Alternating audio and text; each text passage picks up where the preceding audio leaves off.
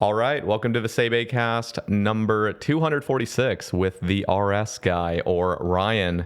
Ryan, how are we doing today? I am doing absolutely fantastic. Thank you so much for having me.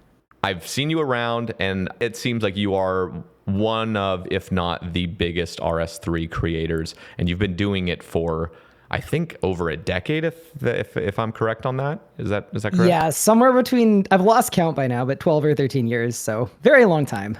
That is amazing. So I obviously want to get into like the history of sort of your content creation journey and just kind of talking about the state of the game at the moment and just everything. I mean, also your history with OSRS. But the first thing I honestly want to talk about, and this is a video I had just published, was Mod North's announcement just last week of MTX being potentially not, I don't think fully removed, but they're going to be making some adjustments about MTX in RS3. So obviously, I don't know exactly what's going on. I definitely know that you're going to know much more in that space. So I want to just get your first impression, and then we'll kind of take a deep dive into it. What is your initial impression about this announcement, and did it come as a surprise? Yeah, I'm really excited. It's a big announcement, and it did come as a surprise. Although when I was a JMod, which was a year and a bit ago, like there were rumblings of a lot of different things, but it was still a shock when the announcement came out because there's been a lot of kind of will they, won't they. There's a good amount of risk that I guess Jagex had to take on to do that. So until it's one of those things where even though I knew like there were some rumblings of things happening, until you actually see the video go out and it's public and it's in front of players, like it doesn't really mean anything. It's just an idea or a thing that could happen. So I'm really excited. I know a lot about RuneScape 3. I care a lot about the RuneScape 3 community. And I think to me, microtransactions are probably the thing that has detracted most from my own experience in the game. And also just, I think it prevents people from getting into the game because, and correct me if I'm wrong here, this should be really interesting because you've got a lot of old school experience here. I would assume that as a casual old school player, what you hear about RuneScape 3 is that there's aggressive microtransactions and the combat system is bad. Yeah, that's literally the two things. And so I kind of want to just take sort of a step back and just recognize like RS3 genuinely, I will be making a video and I'll bring up some suggestion that OSRS should really do. I'll be like, it would be so cool if OSRS had this feature in the game or this update. And then somebody in the comments will be like, RS3 already has that. And I'm like, what? And that happens often. I mean, it's genuinely like, I'm impressed by how much RS3 does right in so many regards. But at the same time, I have always hesitated to actually like delve into the game fully because of microtransactions. And honestly, a little bit about the combat system. I think there's something extremely charming about OSRS, and I think I could be completely wrong. Again, this is coming from a state of complete ignorance when it comes to EOC and whatever else has happened with RS3.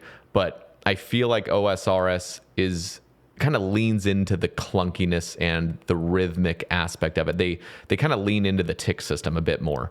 And I don't know if RS3 really does that. In fact, just watching movement of RS3 characters, it seems like they really, years back tried to kind of distance themselves from that clunky nature of the tick system and kind of smooth it out. And I think that is just a bit jarring to me. I don't know. I mean, clearly it still runs on a tick system. But yeah, I feel like, honestly, it is simply the combat and the microtransactions and even Iron Man mode. That's the mode I would 100% play if I did get involved. And if it wasn't for Iron Man mode, I'm just like, RS3 is kind of off the table because I don't want to invest a bunch of time into a game that can just be sort of pay to win. So, yeah. Yeah, that's super fair. And I think it's interesting hearing others and people that don't play the game talk about the combat system because like a lot of old school players, when the evolution of combat dropped, combat was terrible. And like I completely quit the game. I was a full-time old school player when old school came out. I played it on the first day that it existed. And it's interesting, and I think it's going to be really interesting when RuneScape 3 leagues come out, because I think we're going to get old school players trying RuneScape 3 and coming to the realization that it is a completely different game from the game that kind of abandoned them in 2012 when the Evolution of Combat came out. And there's a ton of tick manipulation in end game combat, and there's a really high skill ceiling as well. But the way you described it was really good. It's a difference in old school. A lot of the time you're fighting the interface and you're fighting, not having keybinds and things. So you have to click everything. And there's a lot of kind of accuracy and skillfulness to that. RuneScape 3, there's a bit of that, but all of your abilities have different kind of hit timings, and you have so many different synergies and combos you can do. It almost feels a little bit like a MOBA at times, but at the very end game, you've got a really, really clean kind of structured rotation that you're following, and then you're adapting it to the boss fight. So there's a lot more fighting the boss as opposed to fighting the interface or fighting the limitations of the game engine, but it's still very tick-based. Okay. So let's, how would you try to sell the game for somebody that did quit, let's just say 2012, and then has only played OSRS since then? So they genuinely have this conception of RS3 being exactly what they experienced in 2012. How would you try to, I don't know, steer the conversation and just say like, hey, RS3 has actually made massive improvements in these areas? The first thing I would say is you don't need to take it from me, because a lot of huge old school creators, like Sick Nerd as an example, have tried RuneScape 3 and gone over to it and had a blast with the combat there. So you don't necessarily need to take it from me, but I think the biggest attractor is the microtransactions. If those get dialed back, I think you're going to be looking at a really good, fun MMO. Something that is very, not contentious with RuneScape 3, but one of the things that makes RuneScape 3 difficult to get into is combat is complicated. It's sort of like that old school meme interface where they've got like a billion RuneLite plugins in, and you have no idea what you're looking at. RuneScape 3 kind of looks like that by default at the end game. You've got 70 different action bars you got 7 different action bars, but 70 different individual buttons and keybinds, and it's fully customizable, and the UI looks different for everyone. And I would describe it as intimidating to get into, but I haven't met anyone who's taken the time to get into it and learn it that hasn't found it to be a worthwhile experience that's really, really fun. So that is how I would probably sell someone. I know a lot of the happiest people I know play both games, and they hop back and forth between both, and they basically just get 2x the amount of updates. Okay, I have just so much on my mind I want to talk on, but I want to focus in just a little bit more on the MTX part. So what exactly has changed? It just sounds like it's being dialed back, but there still will be an element of microtransactions. What were the biggest changes with what Mod North announced? Yeah, so the big change that has been announced. So first off, a lot of people have a terrible experience with RuneScape 3's microtransactions. One of the things that they gave us some data, and I believe one of the data points was somewhere around 88% of people that buy MTX on RuneScape 3 don't actually like or enjoy or support or condone the systems with which they are purchasing microtransactions. So it's basically the slot machine, Gamba kind of games of chance situation. So that, for a lot of people, that's like the first half of what really ruins the game experience for a lot of people. Is you get an obscene amount of experience, and it's coming from Treasure Hunter, which is a little bit, it's expensive. It can be addicting for a lot of people. I've spoken about this a lot before, but my now wife, when I first met her, she literally had like a genuine Treasure Hunter addiction. And there's a thing where you can actually message RuneScape, or sometimes they'll contact you and say, hey, you're spending a lot of money. Do you want us to put a payment block on your account? And I just feel like the fact that that's a thing that exists and needs to exist says a lot about the kind of microtransactions it is. And it feels like a mobile game in a lot of ways with regard to the way that it's monetized. So that's like kind of the first part that a lot of people hate about RuneScape 3's microtransactions. And definitely for me, one of the reasons I play Iron Man is specifically so that I'm not inadvertently promoting microtransactions to a lot of, prospective new players. So that's the first part. The second part of why people don't like microtransactions is, like you said earlier, it's pay to win. If you're buying levels, you can kind of level up your whole account by purely using microtransactions items if you're willing to spend, or just use all of the like spins and things you get for free. And you can kind of progress that way, and it allows you to skip a lot of the game. So what Mod North proposed, the first big change is a removal of the kind of slot machine gambly system, because cosmetics, the trial is going to be to direct purchase them. So like a lot of other games, you want the outfit, you pay an amount of money, you get the outfit that you want. So that's kind of a really positive shift with regard to how those outfits come into the game. Because right now, if you want an outfit, it might be guaranteed after a number of treasure hunter keys, but you're still playing into that system. And you're still kind of winning other stuff, and you're still kind of playing that game of chance. And then the second big change is, and I noticed I did watch your video or listen to your kind of discussion on this from, I want to say 4 or 5 days ago. Mm-hmm. And you had a question about this because one of the experiments was swapping from direct XP to knowledge bombs and stars. Yeah. The big difference in those is knowledge bombs give you bonus experience to like whatever your existing training method is. So let's say you pop a knowledge bomb for an hour. For that hour, you might get 50% more experience, but you still have to play the game. And stars are the same thing. You get a number of bonus XP on top of your XP. And as you have it, you can use it up and you'll progress faster. The difference between that and our current microtransactions is right now you don't even have to play the game. If you want to get hundreds of millions of experience in a skill, you can literally do that by logging in every day, using your treasure hunter keys, and then logging out after. And it's really bad for the game. It's terrible for your gameplay loop, but it's also bad for the economy because no one is using, or a lot of players aren't ever touching skilling supplies. So imagine being an old school player and saying, oh yeah, you can actually get 99 crafting without spending a single GP, or 99 herblore. I don't know what the expensive skills in old school are right now. But yeah, basically it's not a removal of all microtransactions, but it's an improvement in systems, and it's a pivot away from being able to buy direct XP so that if you want accelerated progression, you still have to play the game. Okay.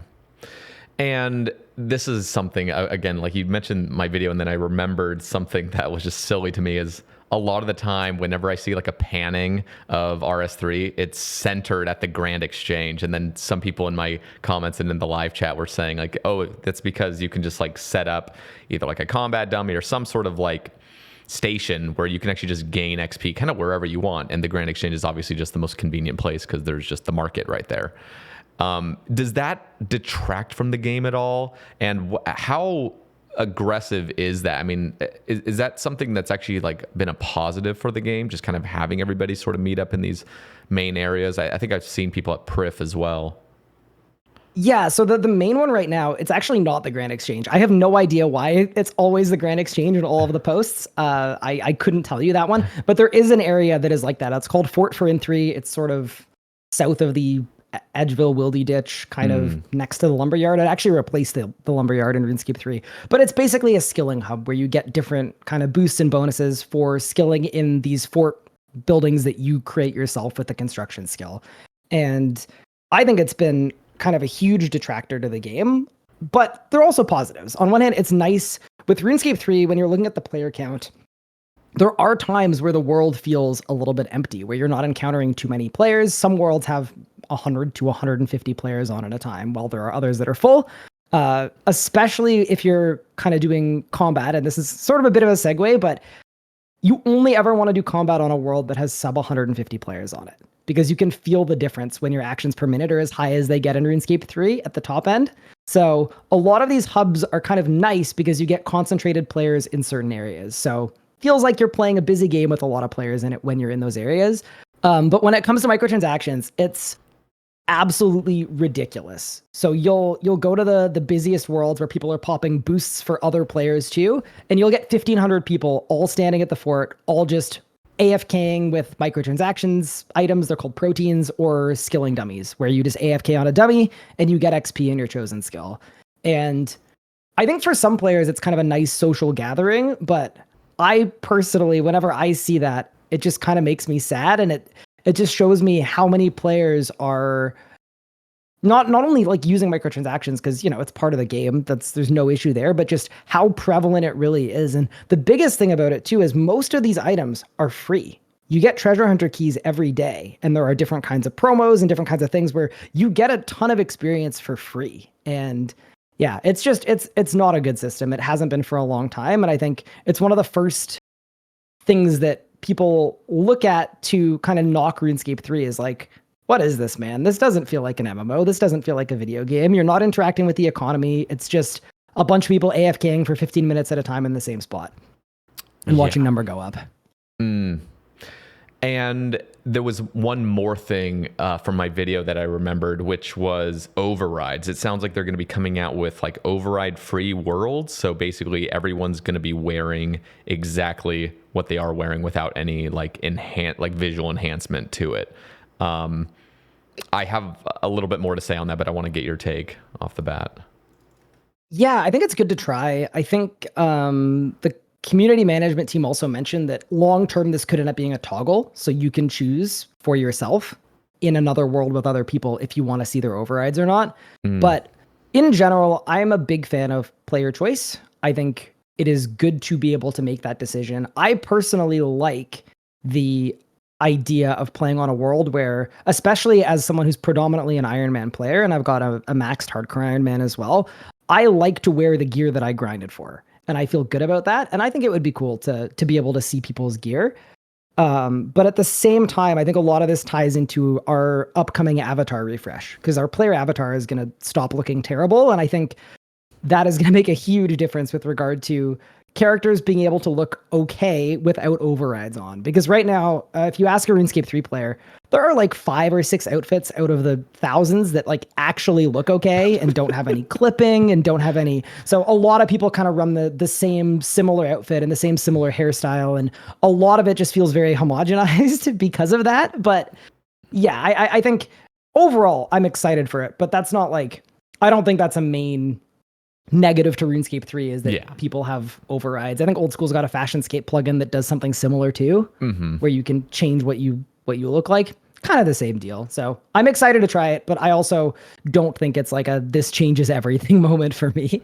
Yeah. See, it's interesting because I feel like a little bit of the override, this is my personal opinion, like a little bit of that actually can go a long way, but it has to be just sprinkled into the game. So for example, one of the issues I feel like some players, not every player, but some players have is like back when graceful was used everywhere. I mean, you just see everybody wearing graceful for anything that involves any sort of movement. Like if you're running, you're going to be wearing graceful. And it just seemed like the world just had a bunch of people doing that. And then they started introducing skilling outfits into Old School earlier on. And then if you wanted to chop a tree, you had to be wearing this lumberjack outfit. And then, just so they started having all these skilling outfits. And so you feel like it's kind of cool in a way, but at the same time, you feel like you're forced to wear a certain thing. And it ended up being, there was very, very few places where you could just skill with other people and actually express yourself with an outfit without feeling like you're XP wasting. And so one of the sort of toggles I had always thought, and I think this actually came from Gentle Tractor, one of the legends in the OSRS scene.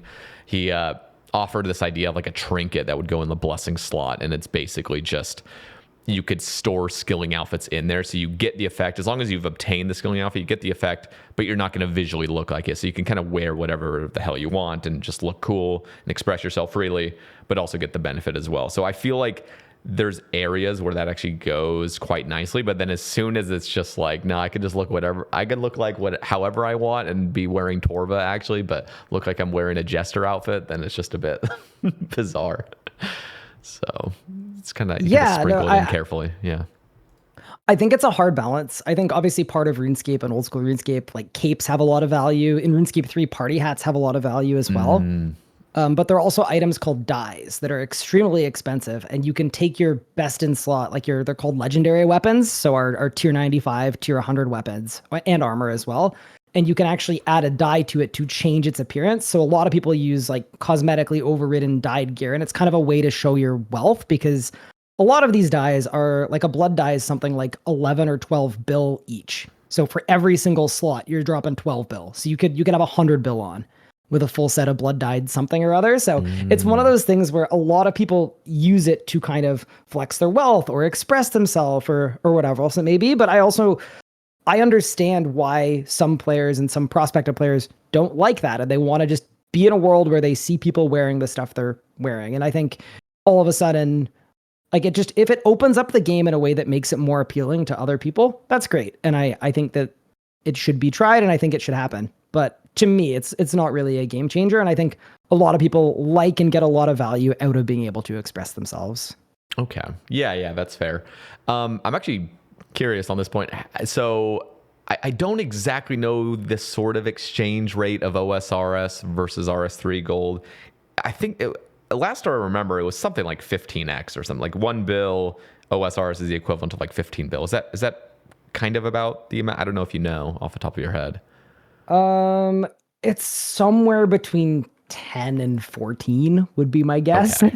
Okay. So, and I am really curious on this point. If you have, you might not know this at all, but I just need to ask because I was very curious. I think a year or two ago, they came out with a higher max cash in RS3, and it goes up to like, correct me if I'm wrong, I think it's like 2.1 quintillion or something like yes, crazy. It's more GP than has ever entered the game in its entire history. If you put all the GP on one account, it wouldn't even be close. Correct. Okay. That is wild. That honestly, I want OSRs to get that update. Just the fact that it's there, I think is just cool. It's an interesting update. So I am curious though, because RS3 has been out for so long and there is microtransactions, and I don't understand if microtransactions are mainly focused on XP exclusively, or you can just straight up just start buying gold through like a treasure hunter key or whatever. Because one of the thoughts I've always had is like, how rich is the richest player in RS3? Is there any idea that you guys have of like how much wealth is on one account? Yeah, that's a really good question. I mean, for your first point, the way to buy GP in RuneScape 3 is the same as old school, which is you'd buy bonds. So it's the exact same system as old school. Okay. You always see screenshots, and this is another thing that is a massive detractor to the reputation of RuneScape 3. You'll see screenshots of this person who won 200 million gold off of Treasure Hunter, and it looks terrible, and it shouldn't be a thing, but if you look at how much GP comes into the game via Treasure Hunter, it's actually a pretty low percentage of the overall amount that comes into the game. So it's one that just like looks way worse than it is in terms of GP entering the game. And in terms of wealth, it's hard to say. I have no idea who the richest player in RuneScape is. I know the richest player on my friends list probably has 800 or 900 bill. Okay. Wow. So, old school terms, I'm doing math. I don't know, a good amount. Yeah, so 80 bill old school, something like that. Okay. So yeah, because I was curious if there's like commonly trillionaires walking around RSA. I mean, obviously they're not going to just disclose all their wealth, but the fact that you could just wear 100 bill on yourself and maybe have multiple different sets of 100 bill outfits, I just wonder like how rich is the richest, and like how. And actually I have another kind of like follow up to this. Back in the early day, I think it was, so I played from 2004 to 2007, and then I quit when they removed the wilderness. And at that point, I remember I wasn't actually playing, but I remember just a lot of like flower games and dice games kind of going on at the Grand Exchange, and people were just making insane amounts of money. Is that in any way common practice of like gambling? I feel like that was my last sort of impression of pre-EOC, and I wonder if that lingered in RS3 or not, or if that's just completely like not even a thing anymore.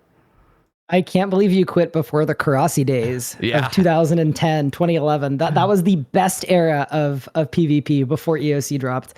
But no, there's no player run games of chance anymore. I think it was really cracked down on at the time. And even like the mithril seeds and the flowers, I think in RuneScape 3, when you drop it, it tells you, it makes you pick a color of flower. So there's almost no way to do it. I'm sure there are like underground dueling things, because there are in old school too. And I'm sure they exist, but it's not remotely prevalent or kind of a part of the culture. Okay. Yeah, I didn't think so. I was curious on that though, because I know there was a lot of like faked videos. I can't remember who the guy's name was. Some guy like way back in the day would always like flex these videos or screenshots of just like insane, like just stupid amount of like wealth that wasn't even realistic. It was like, here's 100,000 blue party hats or something just in the bank. And, you know, all of us kids were just frothing at the mouth, like thinking about how glorious it would be to have a bank like that, you know, just all the rune armor sets and whatnot. But, you know, I might owe you an apology. I may have been someone that contributed to that. The first time I ever went to Jagex HQ, which was, it was right before Theater of Blood came out. So I think it was like in 2017. The very first thing I did is I spawned 10 million RuneScape 3 green party hats and took a screenshot and shared it out just to get the people talking, you know? 10 million of them, like super realistic. Yeah. Yep. That's awesome. Yeah. No, that's okay. This is, I'm going to start like just jumping into things, but so I want to at first, before I start jumping into some other topics, I want to kind of get a little bit of your history for people that are listening, kind of like how you got into RuneScape initially, and then what kind of ignited your content creation journey. Yeah, absolutely. Was there kind of a specific question, or do you want me to just kind of give you a brief rundown? Let's get your first experience playing RuneScape, however that happened. So, for me, it was Miniclip and my friend in 4th grade. And then from there, I want to see just like how eventually you got into content creation. I guess those two specifically. Yeah, for sure. So I made my account 20 years ago, like the main that I still have and I still play on. I was 7 years old, and my best friend's like older brother had an account that they like shared together. So I kind of got into RuneScape back when everyone was talking about RuneScape, and it was the thing that everybody played back then. So it would have been Miniclip era. And yeah, I just kind of fell in love with the game. I wasn't allowed to play very much. My parents would let me play half an hour a week. Oh my God. Yup. They wanted to make sure I was on the right path to not dropping out and becoming a streamer. So I got the last laugh. But yeah, I did not make a lot of progress. Like, I think I might even have screenshots of it, but my account, when it was 8 years old or 9 years old, most of my stats were like in the 40s or in the 50s. So yeah, not a lot of progress was made, but it was fun. I'd spend the whole week with my brother, like planning out like, okay, so he's going to spend his half hour mining, and then he's going to trade it to me, and I'm going to spend my half hour trying to sell it, back when everyone would like gather in Falador, and that was like the ore exchange was there. So yeah, it was fun. I have a ton of really good memories, like Dragon Slayer, when my brother did it for the first time. It was probably a 2-month long grind of planning and writing things down on paper and like, okay, how are we going to find the map pieces? And it was great. I absolutely loved it. So that was my starting and getting into RuneScape experience. I need to interrupt just briefly. Was there ever a week where you were somehow able to squeeze in a little bit more computer time, or you did all your chores or whatever and to squeeze in a little bit more? Or was it strictly, no, you're getting 30 minutes and then we're kicking you off? So what I would do is I would go to friends' houses that had like chiller parents. And yeah, so that was my strategy. So we'd like have sleepovers at a friend's house, and then in the middle of the night we'd like get up and we'd just like quietly play RuneScape as much as we possibly could. But I don't think it bumped up the average playtime too much. Yeah. That's so funny. We had unlimited computer time when I was about 9. I think right as when we got introduced to RuneScape, I remember like my siblings were playing it as well. And that is when we just started bickering over computer time. And so we were just yelling at each other, like, get off, it's my turn. And eventually we were set to 1 hour computer time a day, which is super generous compared to what you had. But I remember that 1 hour was like the most precious thing on earth. And I would just seriously, like if I was to get any sort of, I don't know, just, like if I got an A in something, I would just ask, like, instead of, going out for ice cream or something, I'd be like, can I just get like a half hour more of computer time? Like, just, this is all I want. Like, this is better than any other thing on earth right now. And, good times. But I do remember just begging sometimes. I'd make up something about how the game can't save or something, and I need my mom to like just log me in again or something like that. I would think of every excuse under the sun, but good times. Yep. Those were the days. I remember the one way I could get more computer time. I'm in like a very athletic family, and we were very competitive growing up. And how it would work is I would run 400-meter like time trial splits, and my dad would time me. And I think if I got a personal best, he would give me like 7 minutes of computer time or something crazy like that. And I mean, it was beyond that too. Like there were other examples. There was one where he said he'd give me, I think, 1 minute per, and I was probably like 12 at the time, but he taught me how to roll like a whitewater kayak. So if you flip over, you can flip yourself back up without having to swim. And I think, yeah, it was like 1 minute per roll. So one day I did like 50 rolls in a row over like 3 hours.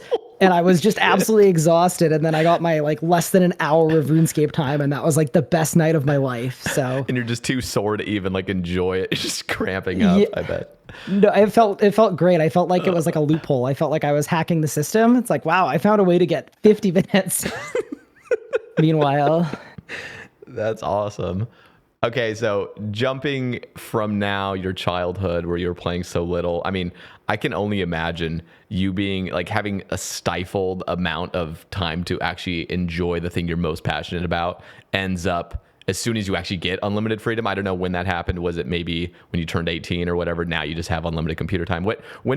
That's what I want to ask actually. When was the time where you finally had ultimate freedom of being able to actually finally play RuneScape? And were you even into the game at that point? I feel like that's also one of the sad parts to see. I was probably 14 and I saved up and I got myself a laptop and it was over. It was wraps. So it was the absolute best. I was very much into RuneScape. That was like okay. my number one pastime. That is awesome. So what were you exactly when you were playing as like from 14 onward? Did you have a certain play style? Were you into PKing at all, or was it? Yeah, I loved PvP. If you go to like the history of my YouTube channel, which don't, but if you were to somehow find yourself there, I think I probably made something like 200 or 300 PK commentaries. And they're not like, obviously for that time period, like they're not put together at all. They're not well edited. It's just person goes PKing, kills people, dies a bunch, like just that kind of thing. And I would always cycle through different setups. So that was the thing that got me playing the most back then until the evolution of combat hit. I see. And was that a devastating update for you in particular, EOC? Yeah, it was definitely a crossroads for me. I think like a lot of people, we wanted to like it and we wanted to enjoy it, but the combat system back then, and I will tell you right now, like I'm the biggest enjoyer of RuneScape 3's current combat system, especially now that we've got combat achievements. Like it is the freaking best. It is so fun. It's so satisfying. It's not very like new player friendly, but it's sick. But back then it was not sick at all. It was just terrible. There were like 8 abilities. There were no combos. There was no synergy. It was just hit stuff dies, or maybe you die. And yeah, it was terrible. So yeah, that was pretty devastating. And I ended up quitting. I played private servers for a couple of years and then Old School came out and I played Old School. Okay. And then I don't know if we touched on it exactly, but when you did play Old School, what brought you back to maining RS3? Yeah, so I could be wrong on the timelines here, but I was playing Old School purely for nostalgia. I played for over a year. I had my main account, which was like a Zerker that I was questing up. And then I think one of Old School's first big updates, I think it was Zia. It might have been Zia anyway. Mm-hmm. And as soon as Zia dropped, I felt like the nostalgia wasn't there anymore because this was new and this was different. And then that was kind of one of the things for me that made me feel a little less excited about Old School. And I was definitely like purely playing for nostalgia reasons and to live out my childhood again. So yeah, Old School started to change and it didn't feel like the game I used to play when I was growing up. And that kind of got me back into RS3 a little bit. Okay, so, and this is probably tying into you starting content creation as well. So let's dive into that. Yeah, well, my first videos are actually Old School.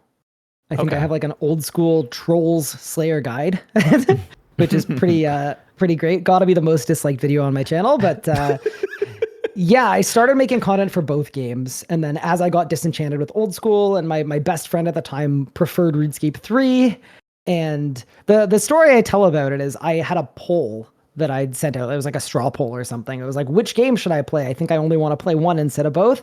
And the only person that voted on it was this friend, and he picked RuneScape 3, and the rest is history. Wow. And had you always wanted to be like a content creator? It sounds like you've been doing YouTube for a long time. When did streaming start entering the picture? Yeah, I mean, I've been on Twitch forever as well. So I've been on YouTube for probably 12, 13, 14 years. And then I've been on Twitch for at least 10, probably more than that at this point. But I just grew up idolizing RuneScape content creators. I will always give Bodhi his permanent infinite flowers. I absolutely love that man. He is just the absolute best. And the other thing about him too, that I don't think he would ever like bring up or talk about, but a lot of the time as a creator, I'm fast forwarding a little bit. A lot of the time for like these creator visits and when people were going to Jagex HQ for playtests, a lot of them were done by numbers, and the same with RuneFest as well. And there was no nuance to old school numbers versus RuneScape 3 numbers. So for a lot of these things, I would be the only RuneScape 3 person there, and it would be a room of 20 old school creators. And just want to say huge shout out to Bodhi, because I was like 20 or maybe even 19. I was basically a kid in these situations, and it was a little like it could have been really uncomfortable for me. I could have been like an absolute outcast because I was the one person that played the game that wasn't cool. And he would always make time to hang out with me, call me over. He bought me a drink my first ever time, chat to me about RuneScape 3. And like, that was like the nicest thing that anyone could have done. So anyway, he will always be in my good graces. That's sort of secondary, but yeah, that was probably 2017 to 2019 era.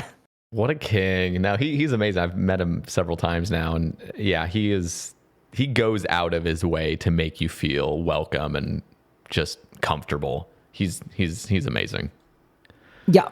Absolutely. And I just felt it was so nice because it especially, I mean, even now, but back then even more so, it was so easy to hate on RuneScape 3. It was so easy to, and it was very popular to hate on RuneScape 3 too. So anyway, I always found that really, really kind. And that one gesture has like impacted me a lot with regard to how I deal with other people and other creators as well. It's like, you know, to me, he's the gold standard, but I grew up watching people like him and people like, I can't even remember names anymore. So Wrecked maybe was one of them. Rune Shark. Like that was my childhood. And I always grew up idolizing those creators. And I never really thought I'd be able to be one myself, but it kind of happened. That's so cool. You know what? You mentioned just that the hatred for RS3. I mean, it just became memeified to hate on RS3. Like that was just like the default go-to. Like how can we bash on RS3? Just say RS3 Dan's game in the Twitch chat. You know what I mean? So yeah. How did I'm actually just curious because one, I mean, we were much younger back then. You know, all of us were kind of. It feels like the community is now entering their 30s, whereas before we were all kind of like early 20s, entering our 20s, and it felt like it was much more common to just troll and hate on things. And it seems like it's definitely lessened massively, but I do wonder, because of that sort of meme, did you ever feel at all like you were being attacked for having played RS3? Like, was there ever any, like, I don't know, bad experiences streaming the game that everybody memed on and hated on? Yeah, no, definitely. I think probably it used to be multiple times a day people would come into my chat and just flame me for playing RS3. And even now it's like maybe one or two a week, so it's like not a big deal now, but it used to be really bad. I mean, I remember when I won my first ever golden gnome, and it was on like a shared Twitch chat, and everyone in the old school dominated chat was just flaming me, and it was so bad that like I literally couldn't send the clip to my parents. Oh, that's so bad. That definitely sucked for me a little bit. So I've to answer your question, yeah, I've definitely had some bad experiences. Ultimately, it's a bit of a tough one because us RuneScape 3 players, we voted for old school. We're part of the reason old school exists. Yeah. And yeah, but it has, like you said, as people have gotten older, it's definitely gotten better. It kind of feels like old school has grown to the point that there's no point in old school having a target that isn't old school. But I think when both games were kind of similar sized, it was definitely OSRS versus RS3. And I think the runes, and I could be totally wrong about this. Like maybe there are RuneScape 3 players flaming old school people for playing old school. I kind of doubt it, but it's possible. Mm-hmm. But yeah, definitely there was a period of time where it was, we were in the trenches a bit. Yeah, no, I think it must have been early old school when the game's numbers were very similar, and then OSRS took the lead. I think 2015 is when it really had a spike of growth after a slight decline. So that's probably when it was probably the worst. That sucks so bad. It's something. Yeah, I mean, I've talked to streamers on the cast where we'll talk about just like some of the worst. Just like streaming is such a fucking cushy job and it's amazing in so many ways, but just thinking of the negative interactions that are so prevalent. Like I never had to deal with the RS3 hatred, but there was like other things about it. And when you go live daily and are basically just expecting to get hated on for something that really has no real relevance. Like, why are you even watching the stream if you're going to hate on the game? It's just that has got to be so exhausting. And I know firsthand how exhausting interactions like that can be. So big ups on you, like continuing and probably not, just sort of rolling with the punches, I guess. I mean, hopefully that was definitely probably pretty bad back a decade ago. Yeah, thank you. I mean, it's definitely the time period was such that if you showed any weakness, it would get a million times worse. It definitely felt like for me. So I always like just didn't say anything about it. Like that thing that I told you there, like about like my first golden gnome and that experience. I don't think I've ever told anybody that, just because it hasn't come up since then. But it's one of those things where you just always had to just, I don't know. It was tough for a while. It's definitely better now, but I definitely like. That's part of the reason why some of the experiences I've had with old school creators have been so meaningful to me. And they probably, like the people that were involved in this probably don't have any recollection of it. But like, I'll give you a good example. Like that first golden gnome in that clip where everyone was flaming me and it really sucked. Foe, like Paul, was like one of the only people in chat that was actually like defending me in some way.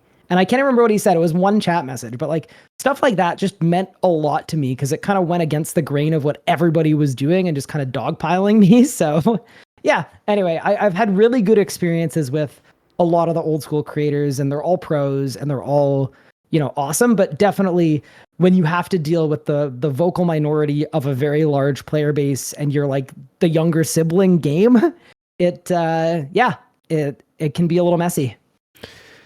Damn. Yeah, that's a lot. I'm sorry you had to go through that, honestly. Oh, it's all good. Foundational memories. I think learned a lot from those days. And I don't know. I don't think I'd be in the same position I am now, and I wouldn't be the same person without experiences like that. As much as they maybe weren't good, they taught me a lot about myself, and I had to, kind of learn a lot to keep being able to do it. But it definitely, like, the RuneScape 3 creator space is also so different because it's just, and for that same reason as well, and kind of the reputations of the games, we've lost a lot of creators to old school because everyone knows if you go to old school, you will be more successful than you were on RuneScape 3. The ceiling is so much higher. I get asked, that's the thing I get asked most, actually. It's probably daily, probably more than once a day.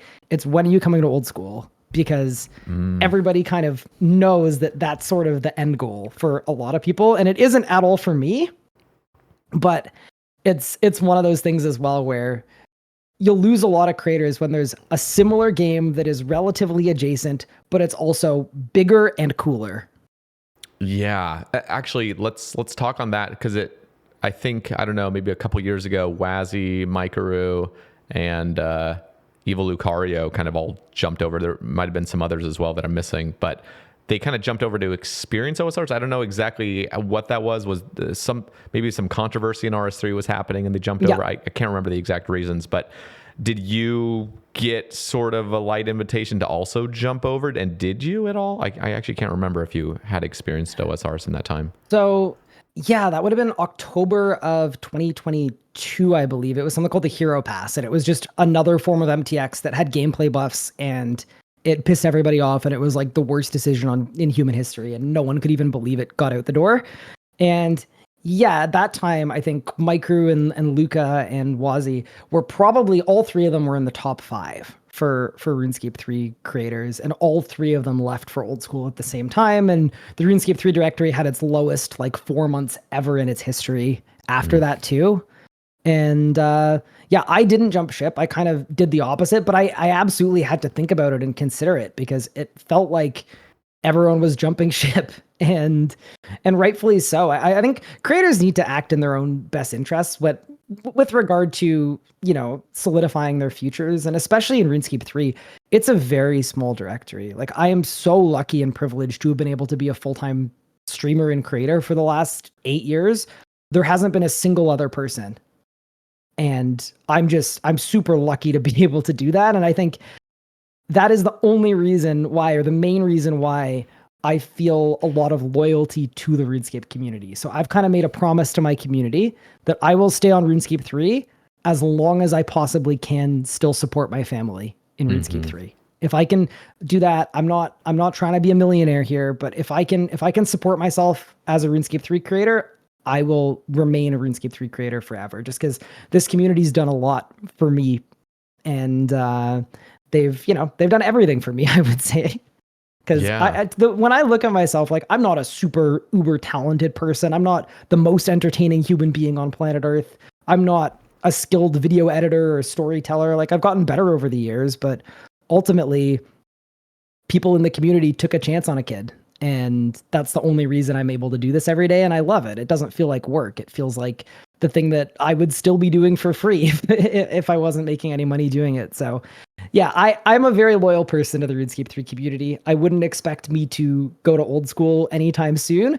I do want to try it at some point though, because the PVM and the bossing looks really interesting. So I would love to get a quiver and I'd love to get a Zuck cape, but outside of that, as long as I can do RuneScape 3, I'm going to stay. That's cool. Yeah, no, I could, because I was curious. I mean, I think you could probably still, have a detour into OSRS and experience the things that you want to experience while also, being able to come back to RS3 whenever. I think when Leagues on RS3 comes out, there's definitely going to be a huge influx of people jumping over to RS3 for a couple months. And who knows? I mean, do you imagine RS3 Leagues is going to actually capture people and bring them into the real game after Leagues? Or do you, because I can see people enjoying RS3 genuinely a lot. I mean, there's even been moments where I'm like, it would be cool, but there's just so much to learn. It's almost like an exhausting thing to think about learning it's not really a brand new MMO. It's the same universe, but it just feels like there's so much more complexity to it initially. But do you actually think that this is going to bring over real players long term with this Leagues initiative? I think if you dial back the crappy MTX that everyone hates and you have a fun Leagues, I think that's a perfect storm to help the player base in RuneScape 3. Part of it too is that is what Leagues is designed for. Leagues is designed to give someone that is a more casual player an end game experience so that they can make their value assessment on if it's worth grinding an account to get to that point in the real game. Mm-hmm. And it was massively successful for old school, and it accomplished that really well, because old school is a scary game to a new player. It is very slow to get to the end game, and there's a lot to do. RuneScape 3 is kind of a similar boat, where I wouldn't recommend RuneScape 3 to a friend one, with the microtransactions, but two, if I don't know really, really confidently that they're going to enjoy it, because it's such a time investment to get to the part that a lot of people find fun. So League's allowing you to get your friends on board and kind of casually approach the game as an Iron Man with massively boosted everything. I think it's going to be great. And I think it's a perfect opportunity, if it's like executed on properly, obviously, for an old school player to see what the game is like at the end game without having to invest a ton of time. And it's something that I'm really hoping a lot of people give a chance to, because it could be really fun. That's cool. That is pretty hype, because OSRS pulls massive numbers when they have Leagues. There is this kind of end of Leagues burnout, so that's kind of one of my just kind of concerns potentially, is maybe people will just get so burnt out of just so much high octane gaming for a couple months and then be like, I need to go back to OSRS or something. Or maybe, I don't know, I feel like almost the prospect of now getting into the real game and having to start over with slower XP rates and not having, I don't know how crazy RS3 is going to go with like their relics or whatever, or if it's going to be the same system. But OSRS version of Leagues is, I mean, it just goes berserk with the relics. I mean, it's just crazy. So I just wonder if people are going to maybe get a bit jaded when they actually start in RS3 and realize that, okay, it's a bit slower than I had anticipated. Hopefully people understand that going into it if they do enjoy their experience and want to play the main game, but I guess we'll see. Yeah. I mean, RuneScape, so we just got Group Iron Man last year as well.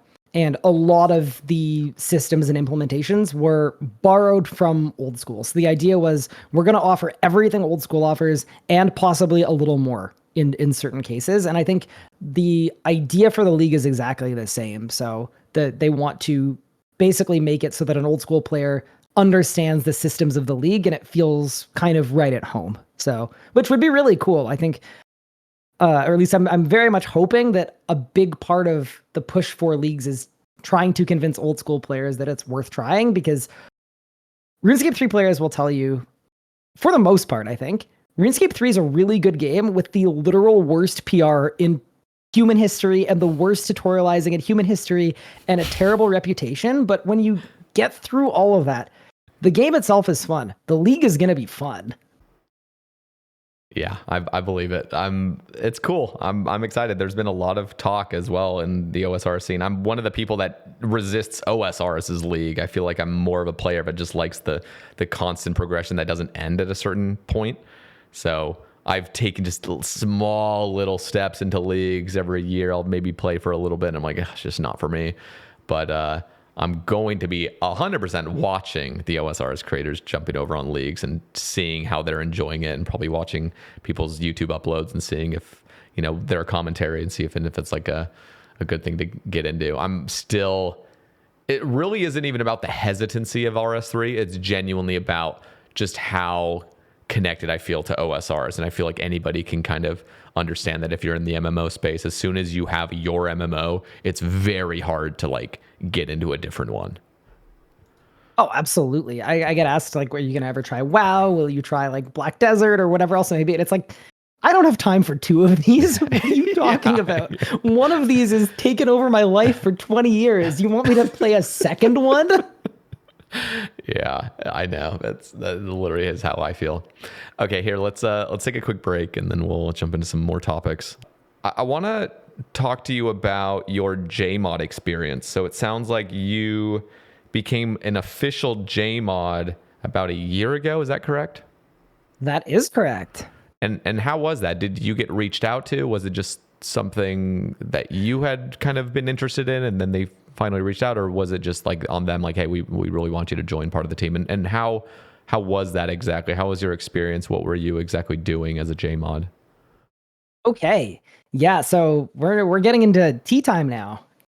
But yeah, so basically what happened is after those creators left following the Hero Pass debacle and everything else there, RuneScape 3's creator space, the projections were looking really bad. It was without intervention here, without helping the space grow and helping the space thrive in a similar way to what happened with Old School when it was first made, where there was a lot of grass was planted and it kind of grew, and now you guys have like the best creator space of any game on planet Earth. But that doesn't really happen necessarily without making that initial investment and taking that initial step.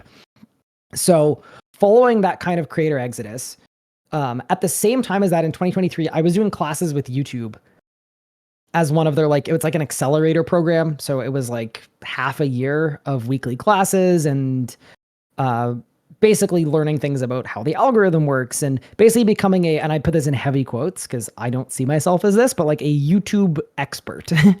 If you will. And one of the things that they did was they did a consultation on your channel and they did a deep dive into your analytics. And they basically told me, you're a good content creator. You clearly know how to tell a good story. Have you considered playing literally anything that isn't RuneScape 3 because you'd be 10 times more successful? And that was what YouTube told me was the best step and the right step for my channel. How did you respond to that? That's crazy to hear directly from YouTube. It was a little heartbreaking because you obviously but I'm also very stubborn. And I've been trying to make this work forever, and I'm going to continue trying to make this work as long as I can. But I mean, it's the same reason people go to Old School, and I don't blame them because we're kind of in the trenches in RuneScape 3 a little bit. And especially at that time, it was the lowest of the low.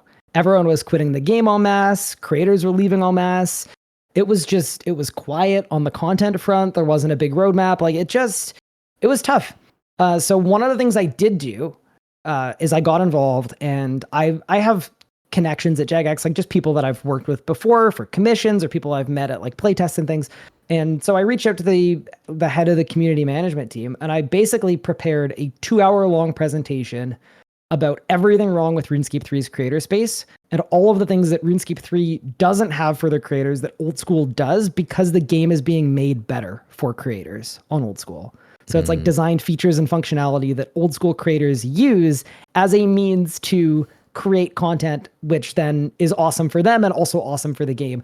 And there are a lot of examples of this. I'll just give you one, but RuneLite works really well with plugging into Blender for compositions and things.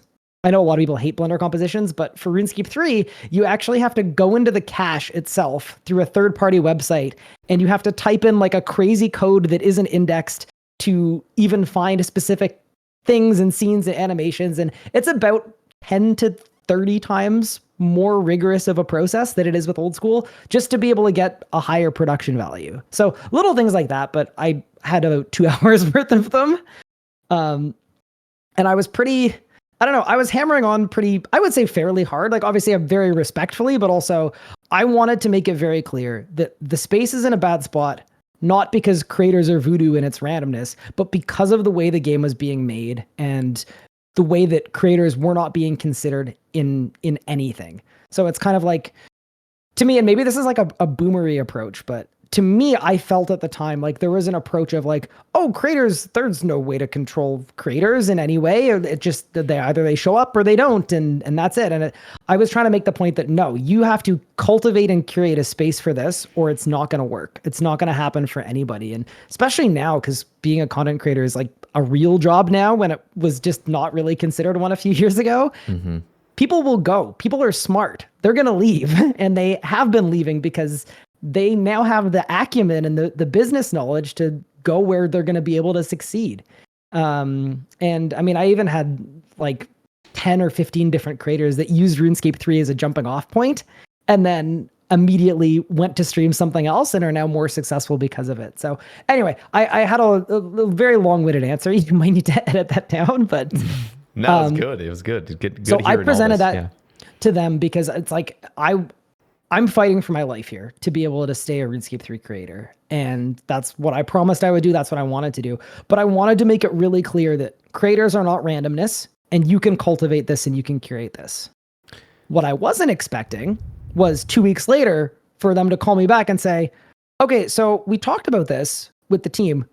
How would you feel about trying to help us with it? And I was like, yeah, so that was basically why I became a JMod, or how I ended up joining Jagex, was I got offered a job after ripping into them for 2 hours. That's crazy.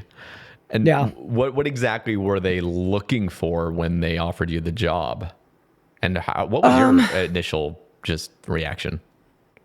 Yeah, so I mean, I was definitely torn because I love being a creator. And my kind of initial thought was like, if they think I'm the person to fix this, I'm going to do everything I can to do the best I can. And obviously I'm new to the games industry, but I also thought, you know what, this is really good experience for me as well. And it might allow me to work in the industry later on in my life if I need to do that too. So on one hand, I was just getting married as well.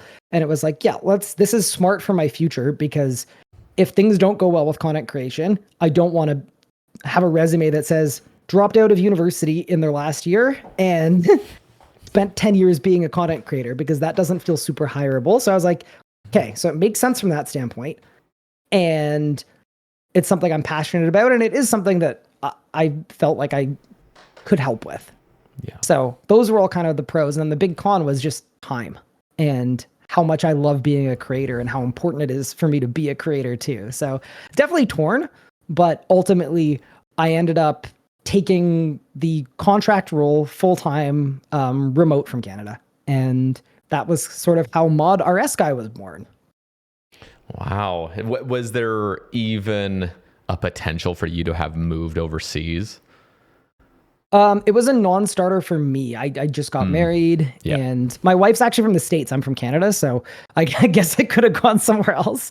But for my wife and I, like, our family is going to be in either Canada or the United States, most likely Canada at this point. Mm-hmm. So it's one of those things where adding another dynamic of that, of going and living in the UK, I preemptively put that off of the table. So that just wasn't an option for me. Interesting. So let's I guess let's kind of get a broader overview. So you're no longer a JMod, is that right? Or you're kind of a JMod still? How is this working currently? Yeah, cool. So you know that survey that like lit the whole community on fire? Yeah. For both games? Cool. Yes. Yeah. So I'm fast forwarding a little bit here. But my first like 6 months as a JMod were awesome. It was really cool because I got to be like public facing as a JMod, and I also got to like talk about the things I was helping with, and like, I don't know, I got to help. So actually, I should probably backtrack a little bit here. I was brought in as an influencer manager. Main deliverables of like delivering RuneScape their first ever creator program and figuring out logistics, and also giving talks to the development teams with regard to how to design with creators in mind, which resulted in a bunch of really cool updates where like update comes out and a tiny little thing that a creator can use to tell a story. And sort of just building the game the right way so that a creator has a foundation to be able to tell the stories they want. Advocating for creator stuff, features like better camera, things like that. So that was part of it. Part of it was creator program stuff. Part of it was running streams and doing that kind of general day-to-day creator management things. And it worked out pretty well. I definitely enjoyed some aspects of it. But something that I learned pretty quickly is that when you're called a JMod, people have expectations of you that maybe are not necessarily realistic. So as an example, because I was a JMod, I was a Jagex shill, and they bought my authenticity. Even though I fought and received, like in my contract, as long as I have a disclaimer that says these are my own personal opinions, I could say whatever the heck I want about whatever I want. I can bash Jagex, because the most important thing to me has always been being a creator. I wasn't going to jeopardize that for a contract that, wasn't sorting me out for the rest of my life. It was just a contract to try to make the space better. So that was part of it. I think another part of it too is JMod to a lot of people means employee. And I was never a Jagex employee. I was always an external contractor. And there are lots of JMods who are also external contractors. But it made me feel like I was kind of one and the same with Jagex. So when I was critical of things, like the survey and like other things, people would immediately not make it about me and my audience. They'd make it about a JMod shouldn't be saying this, or a JMod says this, and then it gets brought up at work, and then it's like it's an uncomfortable situation for everyone because no one knows how to handle it.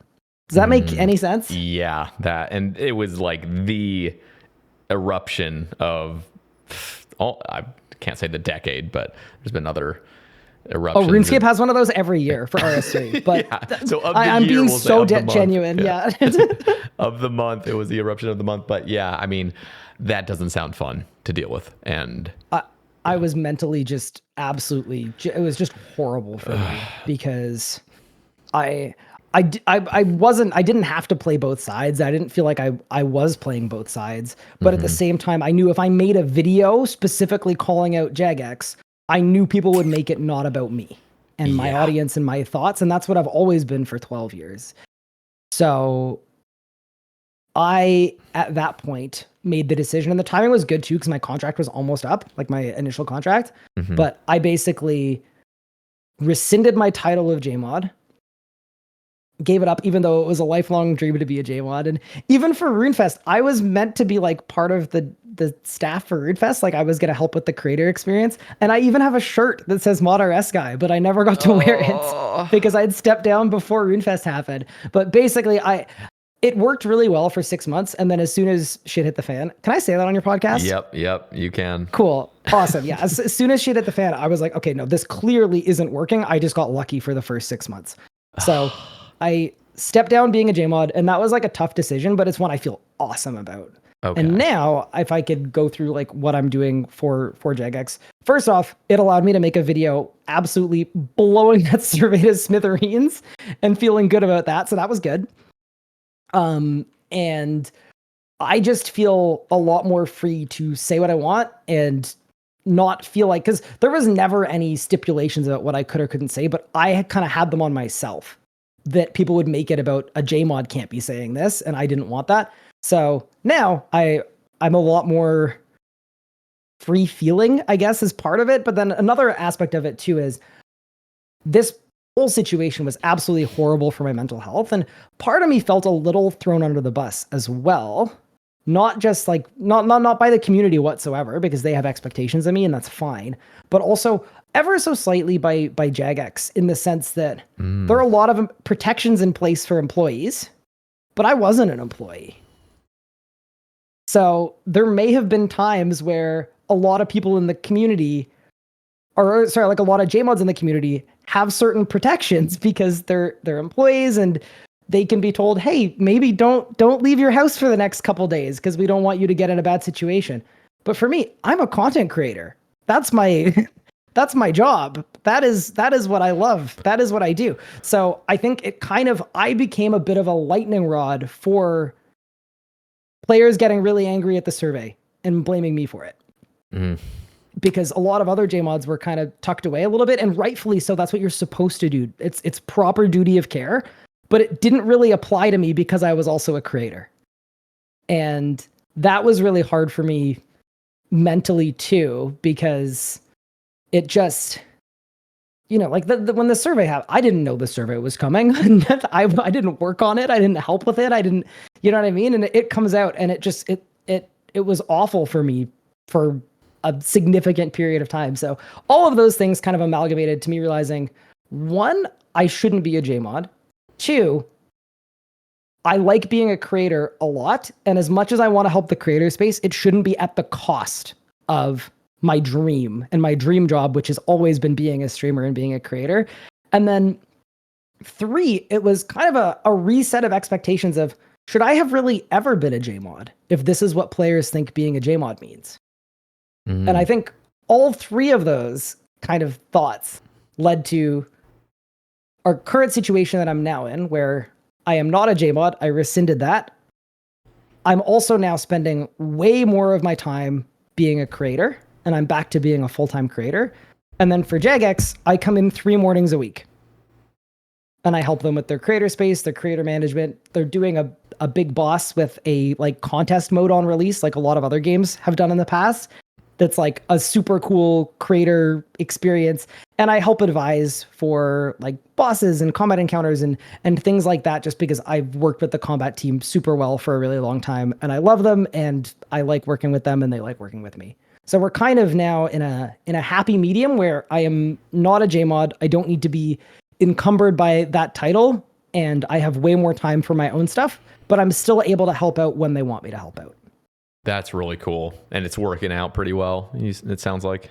Yeah, it's been like that for the last five-ish months. I think something like that. I don't know the exact timelines, but yeah, it's been a lot better. I've been, this is the part where you could interview my wife next and see what she thinks about this. But no, I mean, she described it as you're like a completely different person. Oh man. You're so much less stressed. You're so much, because I was losing it for months around the stress of trying to do kind of both of these things. So yeah, I'm really happy. It was definitely a very tenuous situation to be in, mm-hmm. but coming out of it resulted in, I think, a way better spot where I can still help out when people want me to help out, or when I have a chance to try to make the game better. But ultimately, I'm a creator first, and that's very overtly, obviously clear, both by the things that I say and also the way that I spend my time. So yeah, it's good. Dang, yeah, that's I guess I'm a little curious. When it was good, did it feel like the work you were doing full time felt fulfilling, or was it just so much and you couldn't focus on your full time creation or full time content creation that it ended up just kind of feeling like a drag? What were there good times? Did you feel like it was meaningful work that you were doing when it was full time? Oh, that's such a good question. So to me, part of it was I got very burnt out very quickly, and then I tried to power through all of it, and then the survey happened too, and then that just kind of the nail in the coffin. Yeah. But there were days where 5 days, Monday through Friday, I'd be starting at 5, 6 in the morning. I'd be working till 2, 3 p.m. And then after that, I would be streaming till 9 p.m. And then I would be editing videos or working with my editors until midnight. And then I'd wake up again 6 hours later and do the same thing all over again. And that was my life. So it definitely wasn't very balanced, and anyone with a brain would have said it wasn't sustainable, but I'm very stubborn, as we've previously established. So anyway, I thought I could do it. Was it fulfilling? It's so different from being a content creator when you're a lower level cog in a very large machine. Because I'm used to, when things go wrong, even if it's, something with one of my editors doesn't work out, or something I post does poorly, or whatever, ultimately everything falls on me. It is all 100% my fault because I'm overseeing everything. You know, if I have a big stream idea and I invest a ton of money into it and nobody watches it, that's on me. That means I fucked up. And it's very different being in I'm basically describing individual sports and team sports, by the way, in a very convoluted way. It's very different working on a big team where sometimes things go wrong because you didn't do everything you could. And sometimes things go wrong because something else happened somewhere on the chain. Someone got put on something more important. And the reality is you're not the most important. And I think it took me a while to get used to that and realize I had to kind of change my expectations a bit from every single thing I do is going to get looked at and is going to move things forward to the reality that there are going to be hits and there are going to be misses. But overall, I thought it was pretty fulfilling. I thought it was pretty I definitely feel like I got to make the game better. I definitely feel like I got to make the creator space better. I definitely, I think the balance of hours was not what it should have been. And I'm way happier with what it's like now. But yeah, I feel like I got to contribute meaningfully. I got to do a lot of cool stuff and it was exciting. It was fulfilling. It was nice. That's really cool. That's a cool thing to have at least experienced. And now you know from direct experience that, okay, this probably couldn't work out, but it's cool you're still involved. And it sounds like it's something you are passionate about because it does directly influence your content creation as well. Being able to kind of influence the game and helping the creators, for the game. So that's cool. Yeah, it does and it doesn't. I mean, it doesn't directly. Obviously, it's not took a job at Jagex to make things better for me specifically. That's not the point of it whatsoever. And that's not really anything even. It doesn't ever come up. But it's more building out opportunities for others to grow more so than anything that directly impacts me. But if the whole space grows, I think a rising tide, what's the line? All the ships go up when the tide goes up. We'll say that. And that's sort of what the goal is. So to me, it's been really, really good and I've been able to help, but it's definitely not a fine, I'll do it myself kind of moment. It's just, it makes me really sad that YouTube told me that the best thing for me to do was to leave, as so many before me have too. I grew up with my favorite creators getting into RuneScape 3 and then leaving. And that always really hurt me and made me sad. So if I have a chance to set it up so that if you want to be an old school creator, do that. Absolutely cook, crush it, keep making the big bucks. But I'd love it if more people saw RuneScape 3 as a destination, an endpoint for their content creation journey. So if I have to work with Jagex or if there's an opportunity for me to work with Jagex to make that a reality, even if it takes 5 years, I'm game. I want to do that. Yeah, that's cool, man. I respect it. And hopefully, things keep going well. I would love to see, and hopefully Leagues is that real catalyst to catapulting RS3's Twitch scene a little bit more. So I want to kind of switch gears and talk about something I'm passionate about with old school, which is skilling. And I think there's so many issues with skilling in old school, but I also want to touch on the RS3 aspect of skilling, because it sounds like from you and from other RS3 creators and players, it sounds like PVM really is that end game destination for so many people. I mean, that's just kind of, people like to kill shit in games. It's just it is what it is. And it's generally the most fun. It's definitely the most lucrative when in terms of gold in games like that. So I'm curious, is there even sort of an endpoint with skilling? I also just need to mention, I watched your video on the Mod North microtransaction thing, and later in the video, you were just talking about you were going through a list of the skills that you've just never actually trained because you just did it some other way, basically through either treasure hunt or whatever else. And that is just bizarre to me, especially because the skills in R3 go above 99. So I mean, we're talking 120s of just never having trained the skill, which is just absolutely crazy. And we don't really have much of that in in OSRS. OSRS still has that charming aspect of it is traditionally training it. There's a lot of monotony to it, and there's so much. I mean, I could talk about it for days about how much potential there is for skilling in old school and how little of it has been taken advantage of.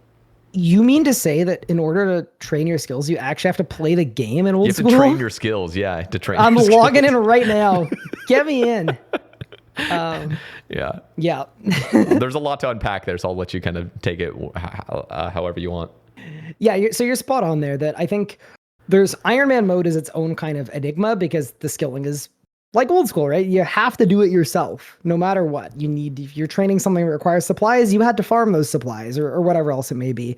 But the vast majority of RuneScape players are mains. And interestingly, even though it's very like covered, PVM is not prevalent because even for RuneScape's own players, it's very intimidating. So I can't remember what the numbers are, but it's something like 90% of people that play RuneScape 3 are not PVMing at all. There were some stats from we got to fight Zamorak, which was very cool a few years ago, as like the new hardest boss in the game. And it has like an enrage scaler. So there's a normal mode, and then there are 60,000 different enrages. Wow. And you have to like climb to get to that point. But the like main enrages that you'd want to fight would be like somewhere between 0 and 2000%. And that's where your like drop rates cap out. That's not terribly important. What is important is I believe a year after Zamorak had come out, it was like less than 1% of the active player base had killed it once, I believe. And not because it's crazy hard, but because PVMing is not a lot of people's goals. But I think because skilling in RuneScape 3 has been so amalgamated with treasure hunter and microtransactions and like the way people feel about it is so negative that I think when you're looking at like content coverage, PVMing is one of the few things, and there's also clue scrolls in there, I don't want to offend any cluers, that actually have like genuine real skill ceilings and have kind of an opportunity for expression and mastery. And I mean, I'll describe it as like there are a lot of stories you can tell with PVMing and RuneScape. And there are a ton of really fun, interesting, engaging bosses that you can kind of climb your way through and play through. So yeah, definitely PVMing is where it's at in RuneScape 3. And that's the thing that sets the game apart. And skilling, when a new skill comes out, there's like an embargo where there's no MTX for 6 months. So you always get like a really fun race to 200 mil all, where all the top players are just putting in like crazy degen hours. And seeing who can get it done first, and actually training the skill. I'm imagining. Yeah, exactly. And I think a lot of like endgame RuneScape players and people that are actively part of the community and playing a lot, and the vocal players do actually play the game. I don't want to like get it twisted that like most RuneScape players don't play the game, but there's definitely, you can get very far not playing the game just by logging in and using the free stuff you get every day. Yeah. And so if there are skills you don't like, or maybe there's skills that are active and you don't like to play the game actively, you can get through them really effectively without having to actually train them actively. And that's sort of the biggest knock on skilling. But that's definitely not like what every player does. But yeah, most RuneScape players, and the whole point of me going through the skills that I had at level 120, which is 104 million XP without actually training post 99, was not to be like an exception or be like, oh, that's crazy. That's like everybody I know, because you get so much XP for free, just for existing, just for playing the game. Interesting. So, it sounds very similar that PVM has much more skill expression. I mean, that is the craziest feats that we've seen in old school have been just wild PVM feats, include, something along the lines of low combat infernos, or just, I don't know if you are up to date at all with some of the craziest feats that have happened in old school lately, but like Port Khazar did a 54 Awakened Leviathan with one inventory. I mean, so he had like, I don't even know if you know what the Awakened Leviathan is, but it's basically just incredibly difficult. If you get the pattern down, it's cool, but there is an enrage phase where it is seriously like you're having to move and prayer flick every single tick and stay in this little bubble basically. And to do it 54 times with no prayer regeneration or anything is just mind-boggling. Yeah, that's ridiculous. Yeah, yep. It's just disgusting. And so we see that, and there is absolutely nowhere near that kind of skill expression in skilling. Skilling, when it comes to showing how good you are at skilling, it really is like, can you do this for 30 hours straight and try to maximize as much XP as possible, which is incredible still, but it really is like unhealthy. I mean, I guess you could argue both are kind of unhealthy with how much practice probably goes into some of these crazy feats. But like, it's really just how long can you do this and maintain something that really, if you put in a decent amount of practice, several hours, you could probably at least achieve that rate for a short period of time. And then it's just like, how long can you do it for? But skilling in old school also has some issues, in my opinion, when it comes to super high APM that really isn't adding anything to the skill. It's actually just taking away from the skill. And in turn, there seems to be a disparity between like the casual player base and the people that really want to sweat. And we have like knife logging, herb tarring. It's like tick manipulation in old school is how you achieve those high rates. And in my opinion, even though there's something cool from those methods, which is the rhythm and the satisfaction and just like the kind of flow you can get into, it's being tainted by just sheer wrist discomfort when you're doing it for long hours. And it's just really unfortunate. Yeah. And so RS3, it seems like to me, and correct me if I'm wrong, it seems like many skilling options, even on the higher end in RS3, don't have anything to really do with tick manipulation, at least as far as just knife logging every single resource you're doing. But instead, much more of it is really AFK. And I guess if you're trying to sweat it a little bit more, I don't imagine it gets anywhere near the APM that OSRS has. Yeah, so I think that that's definitely a part of it. I think there's also a difference between the way that most people skill and the skilling methods that exist in RuneScape 3, because there are some absolutely crazy methods that exist in RuneScape 3 with regard to skilling. And we do have like a decent amount, but way less than old school amount of points where you can actually do some tick manipping and you can end up getting a faster rate that way. But I think a big reason why it's not terribly prevalent is because in RuneScape 3, every single like really, really good skiller is already max XP. So you don't get a lot of up-to-date info on the best way to train skills. And that even further kind of ties into the microtransactions and people training by AFKing. It's because they don't know what the methods are that are good, because the people that would find out those methods have already finished their skills. So it kind of, it's almost a self-fulfilling prophecy where I wouldn't be surprised if there's a lot of crazy skilling in RuneScape 3, but no one has uncovered it yet. That's wild. There is also like, we have some interesting, like, I'll give you an example. One of the best skilling methods in the entire game for RuneScape 3, it's called Big Game Hunter. Basically, it's woodcutting and it is hunter, and you are on Dinosaur Island and you are hunting dinosaurs. And you are making a spear, and then you go to a specific color of frog, and then you slurp up poison from the frog, and then you make a ballista, and then you load the spear into the ballista, and then you bait the trap, and then like, and it's a really, really cool active method. So like, there are a lot of active skilling methods in RuneScape, but a lot of players don't engage with them, because why would you bother doing the active thing when the AFK thing that comes from Treasure Hunter is in a lot of ways faster, easier? You don't need to learn anything or understand anything. You just kind of sit there at the bank and you do it. Yeah, good point. We have nowhere close to that, but in OSRS, what we tend to see now is, and I'm not necessarily against it. I think, you know, a lot of us players are getting older and we just have a lot more like responsibilities. I'm not including myself in that, but you know, the average player has a lot more responsibilities and have families and whatever else. And, it's cool to have like an AFK option, but what we've seen time and time again is much more added, like super dumbed down skilling, super AFK skilling. We have shooting stars now, and we've had redwoods for years, and other things like that, where it really is just, okay, you can pretty much AFK your way to 99. It is going to be slower, so there always is a reason to do the higher effort methods.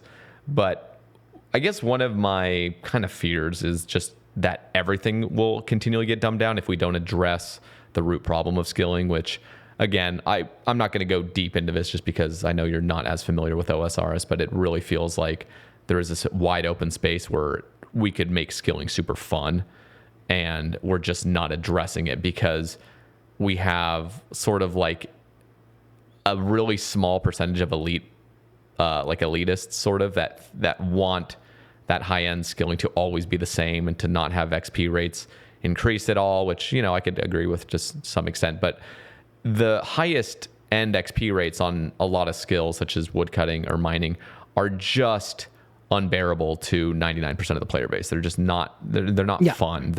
It's just insanely wrist pain inducing. Like, it really is. There's just an insane amount of dropping, insane amount of knife logging, and that's kind of what you come to expect. So what I would want to see is just a shift toward removing those annoying aspects and really focusing in on the high engagement, high fun, sort of high flow, and just like really leaning into the rhythm of the game that we have, like just like the tick system. But do you at all, do you have aspirations for RS3 having a kind of revival of skilling? I mean, it sounds like there's just so many undiscovered methods, so there maybe is just incredibly fun methods out there.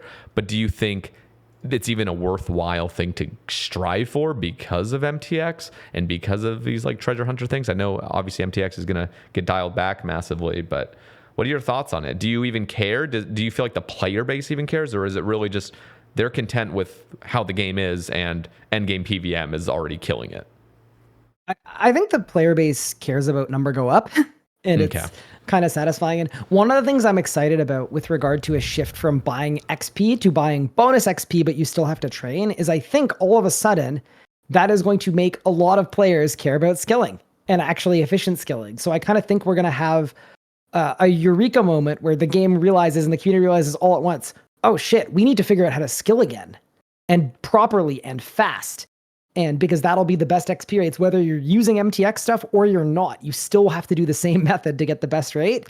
And that is exciting to me. I think it's a good thing if there's kind of not only skill expression, but that there's, theory crafting and research done, and there are interesting methods to train your skills. Something that RuneScape recently did is we're bringing all the skills up to like 110, which is about 40 or 41 million XP. Mm-hmm. And part of that, or as part of that, a lot of players really wanted a new method of training the skill in terms of like, I'll use the big game hunter example again, but like something like that, where like you're actually doing an active thing that is fun and interesting and has skill expression of like how well you can surge and move around the room. And the way that big game hunter works as well is like the dinosaurs have these kind of set paths that they go on that get progressively harder the higher tier dinosaur you're on. And if you're within their detection range for too long, you actually lose the whole encounter. So there's a ton of like really, really like tick perfect movement that's required, and it's super dynamic and it's super awesome. But we haven't had a skilling method like that in a number of years.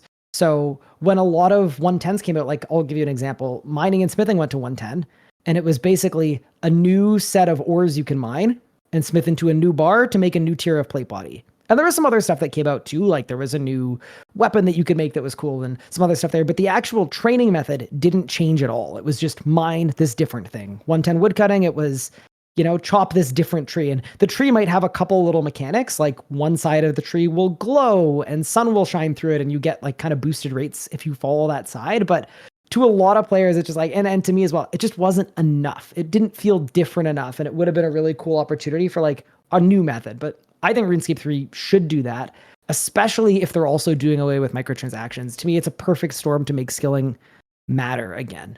Bit of a segue, but you mentioned tick manipulation and not liking some of it and it feeling kind of egregious and over the top and kind of negative for 99% of the player base. Yeah. RuneScape 3 had a similar thing with combat, I would say from 2017 until earlier this year. I don't know if you've ever heard of this before, but do you know anything about 4-tick auto attacking? I mean, I can imagine what it is, but you're going to have to explain it. Cool. So the way that this worked, and Magic was like the meta combat style to use for everything for a long time. The way that this worked is it's like exactly what you're describing. Basically, in terms of, is it skill expression or is this just stupid? So you can imagine if you had a wand and an orb on and you were auto-casting, they'd auto-cast really fast, right? Mm-hmm. But if you had a staff on, it would auto-cast very slow, like six ticks per auto attack. Mm-hmm. Like if you're not using an ability, you're just auto-casting, and it's slow, but it does a lot more damage. So people discovered that if you equip a wand and an orb, where there's a 1 game tick cooldown on the auto attack, and then go back to a staff, it would reset the auto attack cooldown on the staff. Interesting. So what you would do is for every single ability you would use, back in the day, you'd put on a wand orb, you'd use a wand orb ability, and then you'd swap to a staff, use a staff auto attack, like hit like air surge, and then put your wand and orb back on to use another ability. And you would do that every single ability you used. So APM off the charts, and you'd be basically weaving these staff auto attacks that didn't have the right cooldown into all of your damage output. And you would be able to absolutely cook with it. And that was like a very contentious thing. Eventually it got patched so you could only do it every second ability. And then now over time, it's been phased out because the game has now been designed in such a way that there's no need to do it anymore, because the wands and orbs in the game and the stabs you have in the game have passives now that you'll only get if you have them on. So it's sort of been designed to discourage doing it. But I remember 2017 to like 2020, it was the most contentious thing. It was, what do you think about fort ticking? Because people who could do it loved it. People who had macros and things set up to do it for them also loved it. But it was the kind of thing that most players would not be able to wrap their head around. Wow. So it just came into the game? Like, was it already in the game and it just got discovered and then they just didn't do anything about it and people started getting hooked on it? Or was it just some random update that dropped it and people found it out immediately and then just started abusing it? No, so it would have been discovered. I think it was discovered by, I would guess, Couchy, who is like the greatest RuneScape 3 player of all time. I remember like he posted a video one day of just doing it, and no one could even understand what was going on, but you just see auto attacks just flying out of his staff and out of his wand and out of his orb and doing a ton of damage. So he broke almost every world record at every boss in RuneScape simultaneously, in part because of fort ticking. So yeah, it was one of those things that's probably always been around, but it was found out, and then after a couple of years it was rebalanced, and then now very recently it's just like no longer a thing. Wow. It's the only thing I can even kind of relate to that, and it didn't even matter because it was on the league, but they had this sort of horn on the league where you could like summon these like giga thralls to fight like aside you, and basically they would deal like up to 15 damage or something like that, which is pretty significant. And what ended up happening was people would genuinely just be clicking this horn every single 2 ticks. It's just like you keep resummoning it because you'd have a super fast auto attack, and by continuously resummoning it, you'd be getting double damage with that little thrall that continually gets resummoned. But it was just so obnoxious to do. But if you wanted to just squeeze every little bit of DPS, you'd have to do it. And so I'm just imagining, it's probably very similar. And if something were to come into the game like that in OSRs, there would be a huge uproar, I think, about something like that. Because even the most mild of DPS increases that's unpolled tends to get... Actually, I don't know. It kind of goes both ways. It depends on the situation. But some people will definitely just be like, this needs to get nerfed immediately right now. And then some people, if it's deemed as like fun enough or like interesting enough, they'll keep it. But interesting. Yeah. So did you take advantage of it? Was it like fun? Like, was it actually like a good thing to have in the game, do you think? Like, did the pros outweigh the cons? Yeah, so I think the continuous fort ticking, which was like every single ability, so every 3 ticks, you're actually putting on a staff for a single tick, hitting the auto attack button, and then in that very next tick, you're putting back on your wand and your orb and you're using an ability, and repeating that every 3 ticks was like, it was absolutely obscene. I don't think it probably should have been a thing. When it got patched out in such a way that you could only auto attack every 2 abilities. So it wasn't really 4 ticking. It was basically 7 ticking. That I liked a lot more, because you'd actually get to leave your staff on and use an ability with your staff, and then do an ability with your dual wields to reset the cooldown, and then put your staff back on. And then it was like auto ability, wand orb ability, staff auto ability, wand orb ability. And it was very rhythmic, and it was very fun. So like, I personally I've just checked right now, but yeah, I made a guide on how to do it in 2018. Wow. From because I'm old and I've been around too long. But yeah, it's one of those contentious things where it was a couple % extra damage, but to some people it became a scapegoat for like, good players do so much damage because they could fort tick and I can't, but really it's a million other things that are going wrong. That's part of the problem with RuneScape 3. It's just hard to tell what's going on. Yeah. I'd say half the time for new players, obviously, like an experienced endgame player can tell every ability someone is using just by watching it. But to a beginner, it looks like big numbers. Interesting. Okay. So I have a couple more topics before we start wrapping things up. I want to talk to you about plugins because OSRS now is just pluginville. I mean, we are playing a game that without plugins would be almost I can't say unrecognizable at this point because there is like the actual RS client and the mobile client that are getting massive improvements, but it's because of the plugins. If it hadn't been for third-party plugins years back, we would be playing a completely different game. And it sounds like RS3 doesn't have plugins, player-made plugins. It just sounds like you have the default client. Is that correct? That is partially correct. So there is a plugin toolkit called the Alt1 toolkit, but it doesn't actually inject anything into the client or access anything from the client. It's just a screen reader. I see. So like you could imagine it could help you do a puzzle box for a clue scroll by telling you where to go next. Because it can read the puzzle on your screen, it can solve it, and then it'll tell you where to go. So a million times less powerful than something like RuneLite. Okay. And do most people use it, or are most people just on the default client? So it's always the default client. So people only ever so play the client, but it's an add-on to the client. Yeah, it's like a third-party app that you can open up, and then it has, a bunch of things set up that you can, it can read different parts of your screen, but it's not a client. It's just a third party, a web tool. Have you experienced just the sheer craziness of RuneLite nowadays? I mean, there's just plugins for every single thing that you'd ever want in the game. I am going to tell you how I would say most RuneScape 3 players feel about RuneLite and plugins. Mm-hmm. We will make fun of them because Pluginscape, Omega lol. But I absolutely guarantee I would sell a kidney for Quest Helper. Do you know what I mean? So good.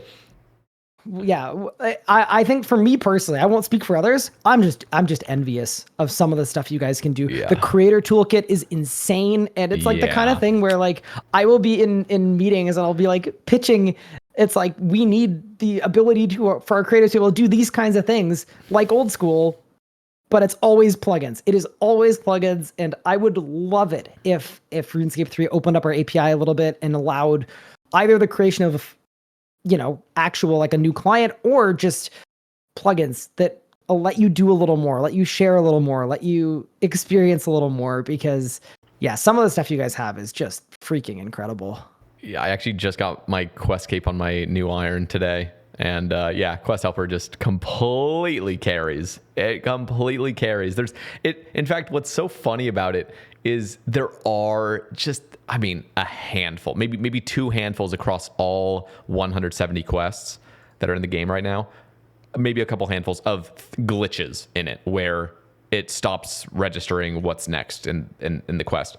And it's so upsetting when that happens, but it's so rare, and it's upsetting because of how rare it is, and you're not used to it because you're getting literally just hard carried the entire time. And then when you see one hiccup, it's like the most devastating thing to encounter because you actually have to like read like what's going on for that next just singular step in the quest, where if you had your brain on to any degree, it wouldn't have been a problem at all.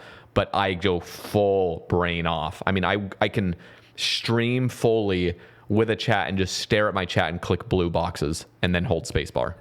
It's insane. See, that is my dream. And I feel like I'm living in the Stone Ages right now. But when I do quests, and RuneScape 3, I should add this context, has way more quests than old school. Like a Questscape in RS3 is actually like significantly longer.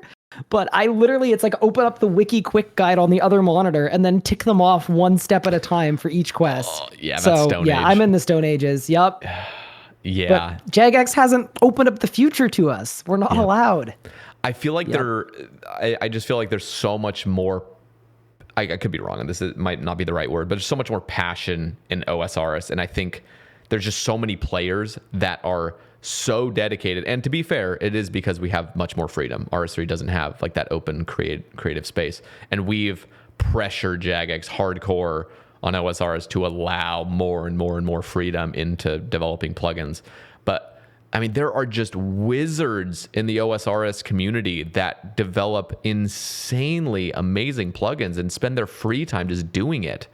It's not even like anything that Jagex is doing. It's just simply creators, or yeah, I guess they're plugin creators, just going out of their way, spending hundreds of hours potentially on these plugins just for free. And we just get to enjoy it. And there's no cost. It's wild. Yeah, I mean, RuneScape 3, I will say, is in a similar boat with regard to having some incredible devs and plugin devs or toolkit plugin devs, so less functionality, but still, they've managed to make some incredible things that are really, really valuable. Like, I'll give you an example. It's hard to read RuneScape combat. So a fantastic creator named Nadia just made something that reads all the flashes on your action bar, and it creates a list of all the abilities you used in order that's its own interface. So now RuneScape has an ability tracker because of that person spending all the time doing that and making that. So there are a lot of people that put a ton of time into making beautiful plugins, but in talking to these individuals, they're really up against it and very limited with regard to what they have access to. So it's kind of like needing to make an above and beyond solution to a problem that shouldn't exist. But yeah, we definitely do have a lot of passionate players, but it's really, really interesting looking kind of across, it's like the meme where it's like the SpongeBob one where SpongeBob and Patrick are like running around outside. And then I think it's Squidward that's like behind the like looking out at them, but like you can't go outside, that kind of thing. That's how it feels, because RuneScape 3, I guarantee you, would be exactly the same. Like, I think we have the same level of passionate people and people that want to do these things and make these things and build these things. They've just given up on such limited access and such a really, really restrictive API as well. So even things like web tools are just so much more limited than they need to be and more than they should be. Yeah, I really hope that they see. I mean, it sounds like it really is just a matter of time before. I mean, for both games, honestly, because there's a lot we can take from RS3, I think, but RS3 can take a lot from old school as well, especially in like that kind of like a combat system. No, I'm kidding. Not exactly not go I'm that far. Yeah. I've just decided your comment section might be too tame, so let's spice it up a bit. Yeah, let's get some commenters. I know there's already some people pre-typing after that. No, but I feel, there's just a bunch of different things that I've just considered. Like, it would be so cool if the game had this, and then I will get a comment and saying RS3 already has this. And I think there is something to be said about a community-driven game such as OSRS and the restrictions that places on development in the game, because I feel like, in a way, it's not probably as bad as it potentially could be. And I think most things pass in this day and age. But it really feels like, and I've talked to devs about this, where they feel like almost kind of stifled, where they have a vision for the game, and then they have to sort of sell it first before they can even start developing it. And if they don't do the perfect pitch for it, it'll just crash and burn. And then something that could have actually been really good for the game ends up just getting scrapped entirely. Whereas it feels like RS3 really has, at least in the, on like the development team, they just have unlimited freedom, which can be obviously bad, but it seems like RS3 is in probably its healthiest state. You can correct me if I'm wrong. It seems like PBM is just thriving over there. So it sounds like they're doing something. It's interesting because right. Accessibility is terrible still. Like, most people don't know how to do combat, but yeah, the bosses we're getting are really cool and really interesting for the most part.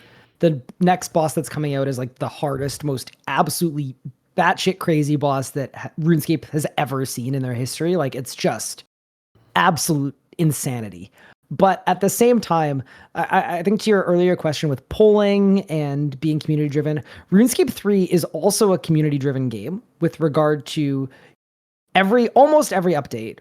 I would say pretty much every update. What you'll get a blog and an opportunity for feedback, and then everything that is done is guided by player feedback. And you'll see a lot of examples of blog goes out, player feedback is X, and then another blog comes out a few days later that says, hey, based on your feedback, we're changing this about it.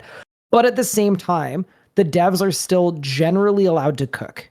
And I think that is one of the tough things about a polling system is while it is awesome to have like, and I think it's part of the reason old school has such an empowered player base, and that's a really good thing, and an impassioned player base, is because they get to be a part of voting for the updates that come out, and it's very democratic in a lot of ways, and I think that's great. But at the same time, it almost sort of insinuates that a player of a game knows what's best for the game as well as a dev.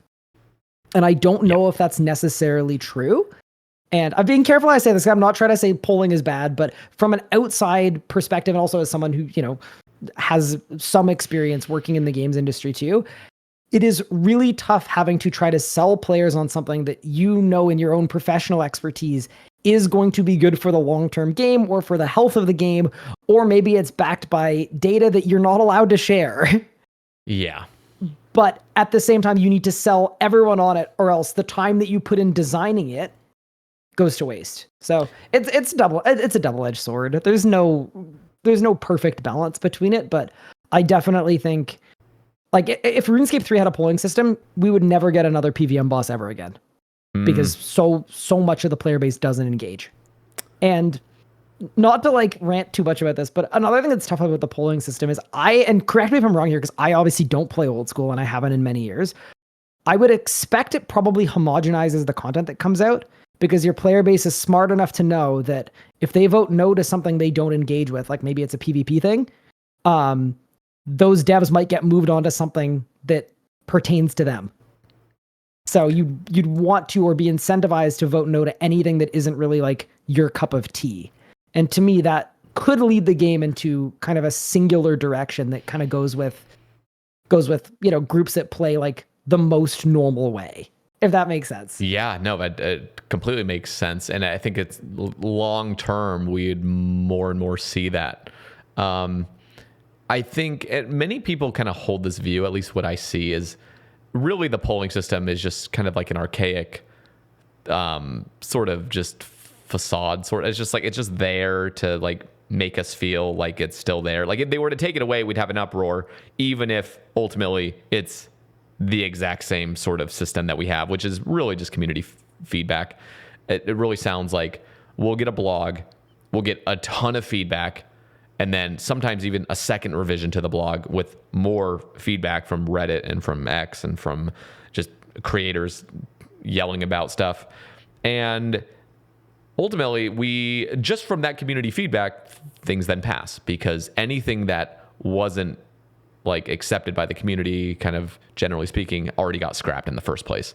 So I feel like we don't even necessarily need that polling system, except for almost like the validation with very controversial updates. Like, for example, sailing coming out. Sailing is one of those things where it's very, very polarizing.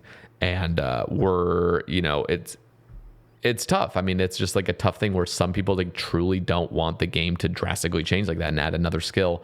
And I think a polling system in that way is actually better for the game, because it almost, I feel like there's two realities where it's like, one would be a reality where like there is no polling system and people just have to accept it. And they're like, well, this fucking sucks. I guess there's nothing I can really do about it. Whatever. I guess we'll just accept it. And then I think on the second hand, that's like you have a reality where people can just perpetually be angry and angry and angrier because they feel like their voice actually will matter ultimately. And so I feel like it almost like enrages people more and more, the fact that there is like a polling system and like the fact that their voices are heard. It's really interesting to me. I guess it's really just about sailing, honestly. It is what I think about. And I'm like, I wonder if they were to have just pushed out sailing, if we didn't have a game that had a polling system, if this were to have just come out, would it have been as controversial as it is now, knowing that we can actually shape the game? And it's interesting because I don't know, like there is some problems with sailing currently, like in my opinion. And it feels like, it's not just people are just hating on it for no reason exactly. But I also still think it could be a good thing for the game. I'm kind of indifferent to it. Do you have actually any thoughts on sailing in general? Have you spent any time looking at OSRS and the development of sailing? A tiny bit. Okay. One of my friends is one of the JMods that Old School actually stole from RuneScape 3 to put on Oof. sailing. Who's Can't that? believe this. Mod Shogun. Okay. Shout out Shogun, super nice dude, just awesome. But I haven't like I know it's controversial. I've heard lots of rumblings. I also feel like part of it is, and I could be wrong. Correct me if I'm wrong here, because obviously I don't play the game and I could just be completely full of it. But I feel like part of it is that a new skill doesn't feel like Old School RuneScape to a lot of players, and Yeah. a little bit.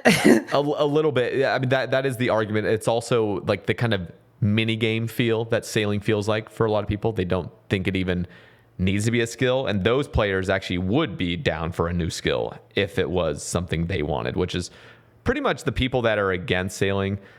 Any of that camp that actually wants a new skill, they want something combat related, like explicitly combat related, something that you're going to be killing things. I mean, there was a huge kind of like split between shamanism and sailing. Shamanism was going to be this new sort of like auras and imbues that were going to be given to your armors and weapons, and it was going to have like a sort of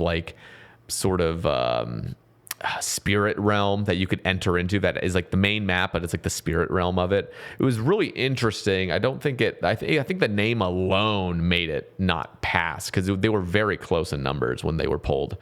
But I think because they were so close, people that were team shamanism saw sailing pass and they're like, nope, fuck that. We don't want anything to do with sailing. We wanted shamanism. We got to repull this. And it was just, it ever since has been an issue. To me, that sounds like a mix between summoning and invention. For those that don't RuneScape 3, summoning, you get familiars that you're summoning from the spirit realm, and then you can also summon like demons that you capture in a binding contract that you win throughout the archaeology skill. And it's very well ingrained, but you get familiars that fight with you. And then invention is you can augment every piece of plate, almost every piece of plate body, plate legs, and weapon gear in the game with like 30 or 40 or 50 different perks that all do different things and have different rarities. And it's like a good item sink and good for the economy. Like, to me, I like the idea of shamanism more than sailing, but that also doesn't mean that sailing is bad or is going to be a bad skill. I just think, and kind of what you're saying, it makes perfect sense that if you voted for shamanism and you love the idea, you're going to feel pretty lukewarm about sailing because it's the thing that's happening instead of the thing that you wanted. And it might still be a net positive for the game, but it's not the thing you wanted. Yeah. Yep. It's interesting too, because most people in OSR, I can't say most, but like it really feels like skilling is just a means to an end. Like people just want their max capes in OSRs. The people skill to just get 99. They're not actually enjoying it. And so a lot of people are very self-aware and realize sailing actually might not be as fun as people imagine it being, because it will just be a skill that eventually ends up being you're training this to 99 and you have to suffer through it to get your max cape or to get your 99 or whatever. And so there is that sort of realist view that I hear people have where it's like, this is a skill. Like, this is, do you want to train woodcutting to 99? Do you want to go do that again? Like, you want to fish to 99? It's like, this is a skill ultimately. And I don't feel like Jagex is pushing the bounds far enough. They really are trying to cater to this player base that sees skilling a certain way, which is actually a healthy thing. But at the same time, we have a brand new opportunity for a brand new skill to be fun across the board and not be tedious like traditional skills are. But I feel like there is a risk that the devs feel that they don't want to make sailing almost feel not like a skill, because it is going to be just, they don't want to make it too fun or else it won't feel like a skill, basically. Like, that honestly is kind of like the fear, I think, in their minds. I guess it's so tough because fun is very subjective, obviously, too. Yeah. Mm-hmm. And for a lot of players, the fun thing that they enjoy is the satisfaction of the number going up. So you can't do anything too crazy because that's what they enjoy. True. And I'm sure the people pushing for sailing within Jagex, like, I'm sure it's because there's good data that supports that the non-vocal player base will really like it, I would assume. And that's a part of why it's getting kind of reamed, but still kind of pushed forward. Totally. And it's a hard balance. I think from my standpoint, and I totally understand this because RuneScape 3, we have a lot of new skills. We've got necromancy, we've got archaeology, we've got summoning, we've got divination, we've got dungeoneering, we've got I'm probably missing some. Whichever skill I missed, I'm sorry to whoever made it. My bad. Invention. I think you missed invention. that one. Yep. Yeah. But at the same time, and this is a crazy stat, but I was looking at like the ages of the games. Old school RuneScape has been around for longer than RuneScape 3 was around before the evolution of combat. Yeah. It is an old game. This is not a new game anymore. And at a certain point, old game needs new content. Yep. And old game needs to expand upon kind of base kit. And I think that is an innately scary concept, because if I'm putting myself in the shoes of an old school player, and I was an old school player, I quit because it felt too different. And a new skill feels very different. So yeah. I completely get it. I will also say, though, some of the best skills in RuneScape 3 are new skills. Some of them have been really hated. Some of them have been super polarizing. I think archaeology and necromancy have both been ridiculously polarizing for a lot of different reasons that we don't need to get into. But ultimately, all of them eventually feel like they fit into the game and they feel like they're part of RuneScape. It just takes a bit of time to get there. Okay. That's actually reassuring. One of the things I'm actually also curious of is, if sailing lands well, do you think there's even a chance that RS3 kind of grabs onto that and adds sailing to RS3? Do you think there's any chance of that? I mean, the teams like Old School and RSC, they talk a lot. At the same time, we kind of already have meme sailing, because we have a quest called the Gower quest. And in that quest that was released, I think 2014 April Fools, or no, 2016 it was released. There's already like a fake meme sailing skill where you sail around and you get 99.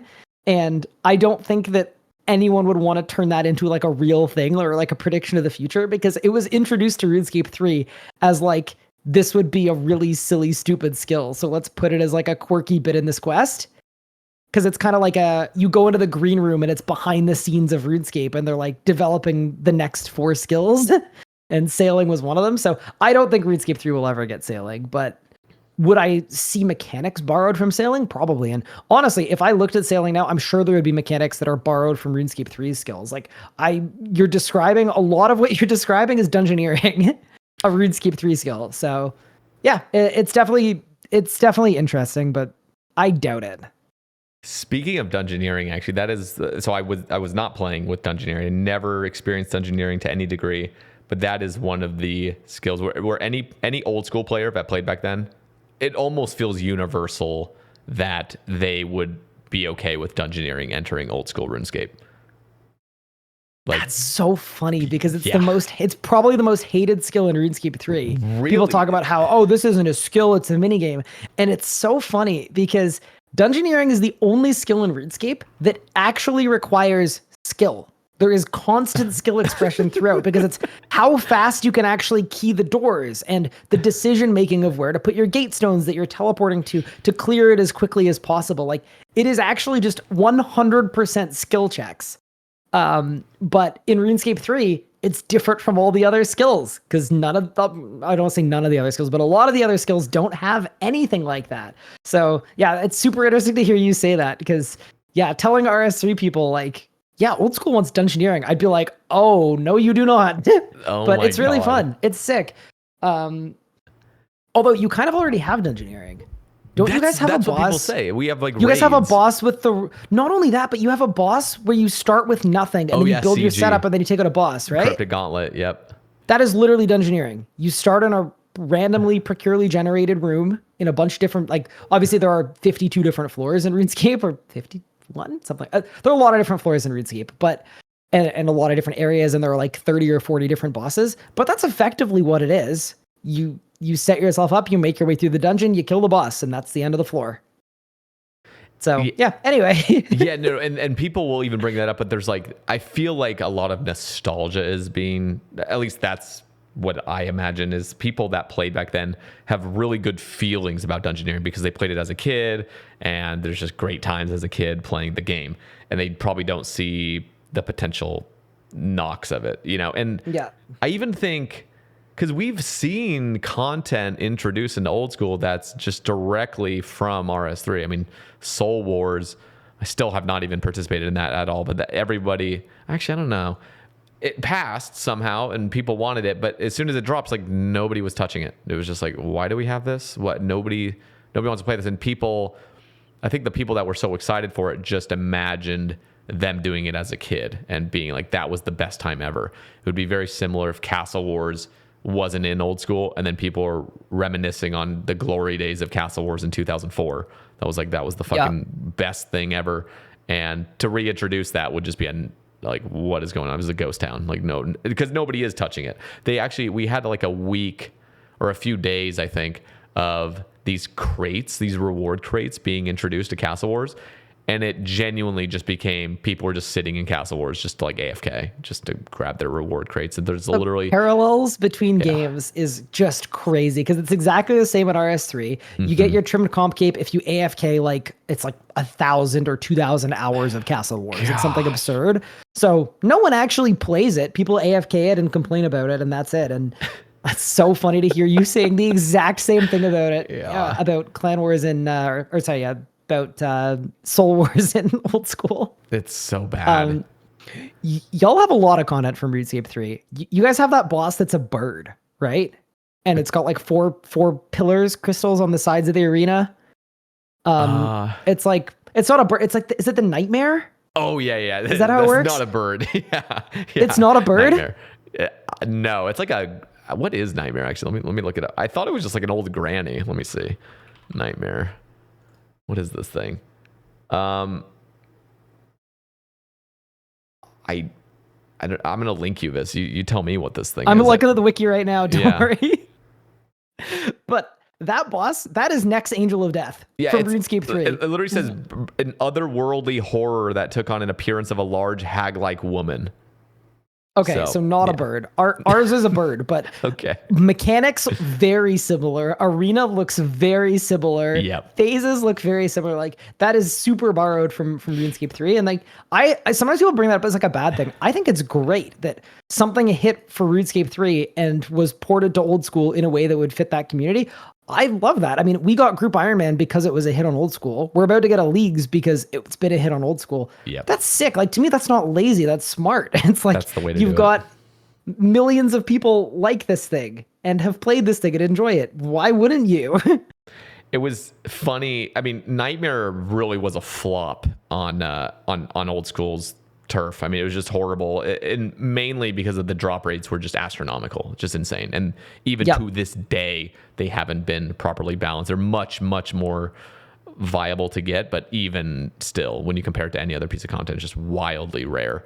But it is funny because I remember at that time thinking this is like the default formula for every boss that seemingly is coming out, where it's 4 pillars, 3 phases. Like it's just like, this is the formula, we're going to keep reproducing it. It's like Sire had the 4 vents and the 3 phases, and Scotizo was that boss from the catacombs, 4 pillars. I guess there's not 3 phases, but it was just like a square room with 4 pillars. And it was so funny seeing the resemblance of like, I mean, there's like a couple handfuls of bosses where you could go in there to see 4 pillars, 3 phases. It was hilarious. But yeah, it and even the devs, just on the topic of Nightmare, even the devs said they tried to do way too much, where they tried to kind of cater it toward a more casual audience, so it never really landed. There was a bunch of like obnoxious chip damage.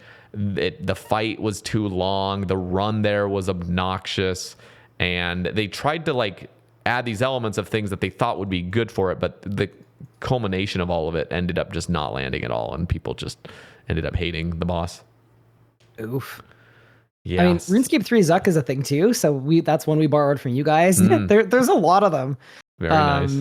We also have some bosses that have not landed at all. Like we have Vorkath, and it is without a doubt like, and here's the thing too, because the tough thing is it was made on a release schedule that was not befitting of a boss. It should have had double the amount of time, and it just did not get any polish, and it was trying to do too much but not enough.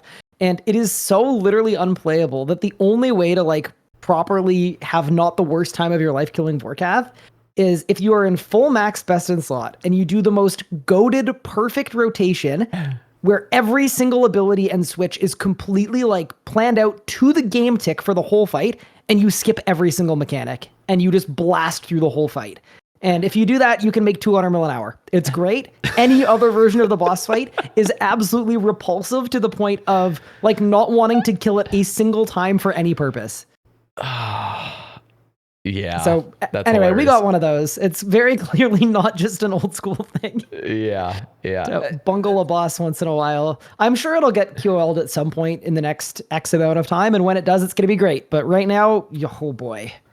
So there's actually two things I want to talk about because you mentioned that. One is what is there an issue with how much gold is being shat out by bosses in that game, or for like has that ever been an issue, or is RS3 just so far beyond the pale that it's just like whatever? Like, because I've seen screenshots. I think obviously this is just picking the most egregious example. I think there was like some Enrage boss Telos or something's going on there where you can just rack up an insane amount of loot. So I remember seeing a screenshot of somebody doing this just a massive run, and then I'm seeing like 20,000 water orbs noted from this one run, and like 20,000 of this resource and 50,000 of this resource, just all boom right there, and you get that. I mean, that would destroy OSRS. So I'm curious, is there even a problem that you see with systems like that in RS3? Are they trying to address it, or is it really just whatever, this is kind of how the game's gone and we're cool with it?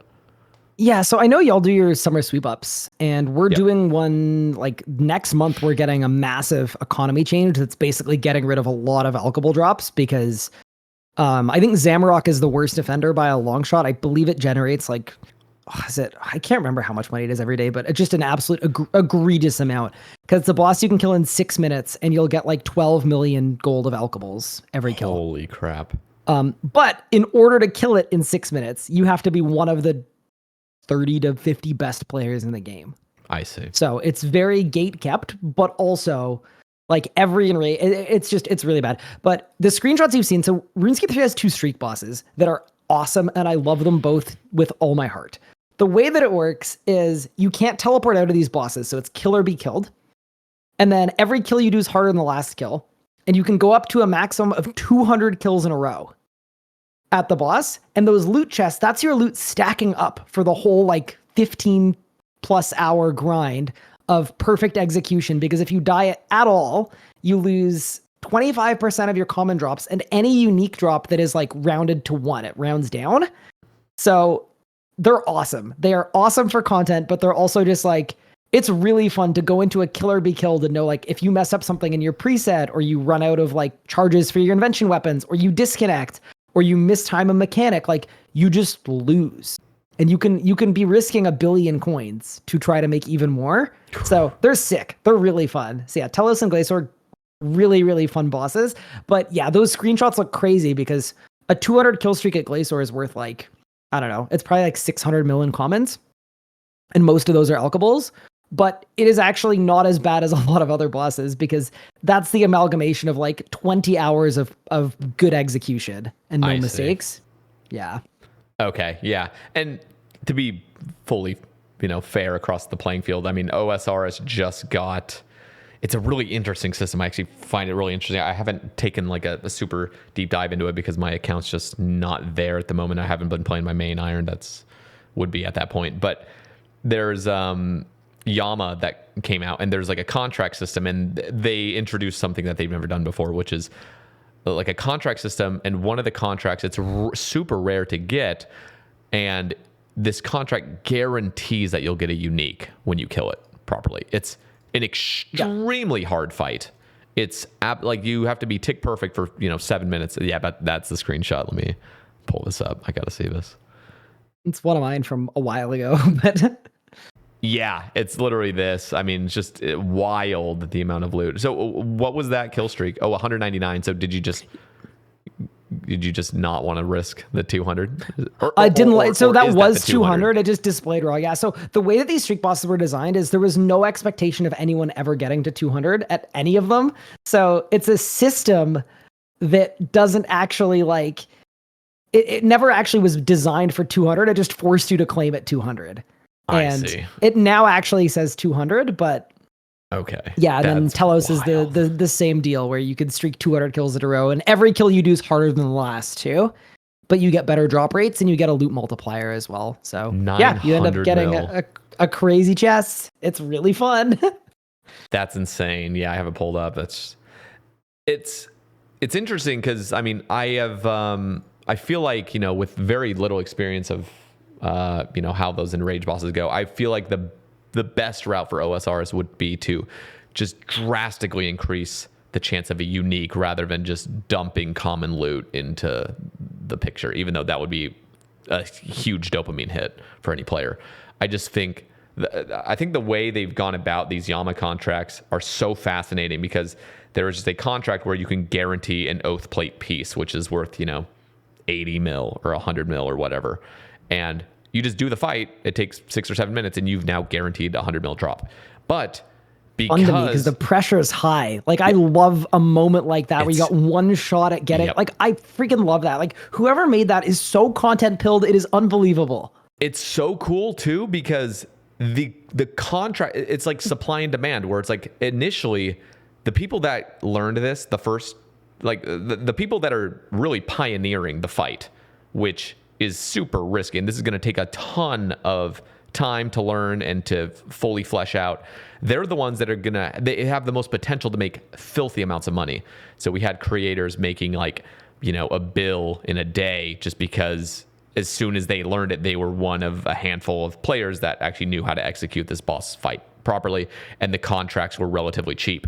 And now, because more and more people are learning it and more contracts are coming into the game, these contracts are now worth like 80 mil. And so the disparity between the actual armor piece and the contractor is only like a difference of like 12 mil or something like that. So you have a chance of making basically 12 mil now-ish, and that those prices will vary now. But if you die, you've now lost 70 mil. You know, I mean, technically, if you're going to be repeatedly grinding it, you just lost, you know, the difference, which is just like 12 mil. But if you win, you get 12 mil, obviously, profit. It's a really fascinating system, and it is the most sweaty fight you've ever seen. It's just crazy looking. It's insane, but it's pretty short-lived. It's wild.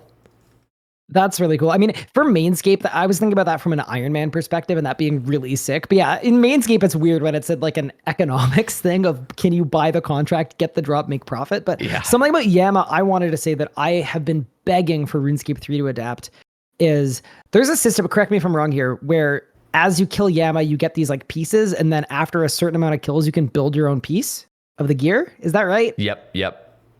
RuneScape 3 has some bosses that have 9 different uniques on the drop table, and it's like an armor set or a weapon set that like you need to progress your account. So what happens is you end up having to spend like 2 months at the same boss that is like an easy mid-level-ish boss, because you need the set so you can advance to the next thing. And rolling a 9-sided dice every time you hit a unique and just getting dupe after dupe after dupe is like the worst feeling in the world. It has made me want to quit the game 11 times in the last 3 years, I would say.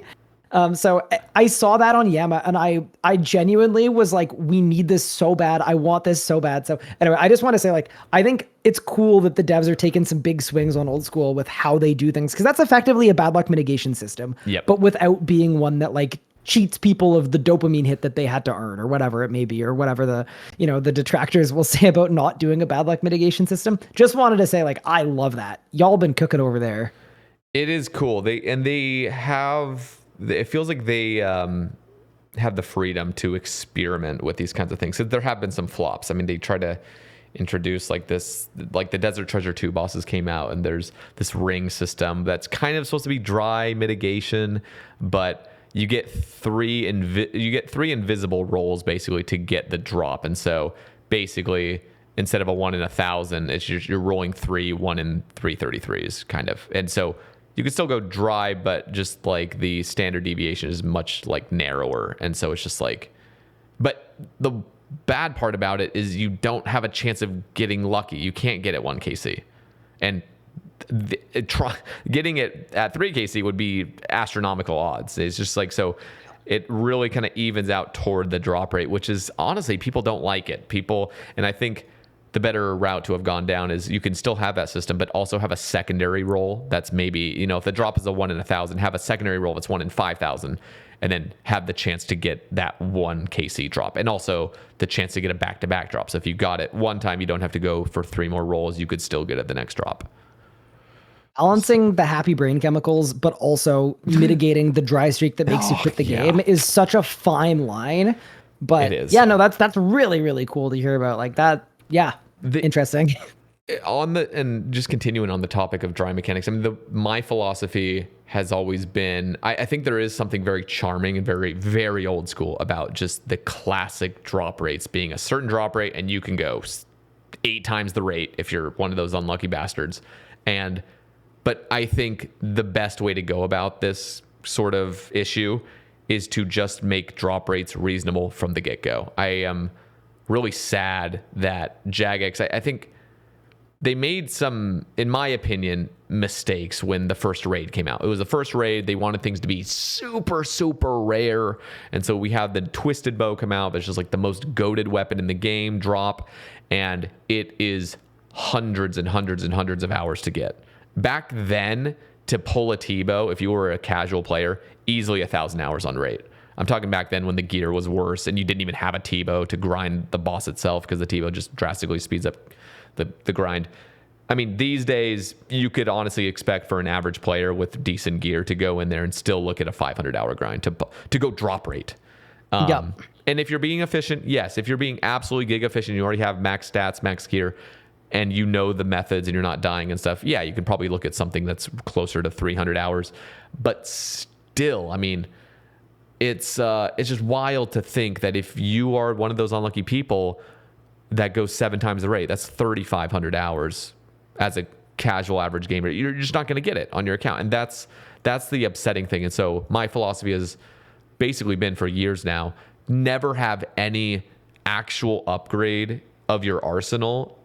Like, so not something like Third Age, not something like a pet or something. Those can all, they're all cosmetics. And so you can just go to town on those, make them super rare, because who cares?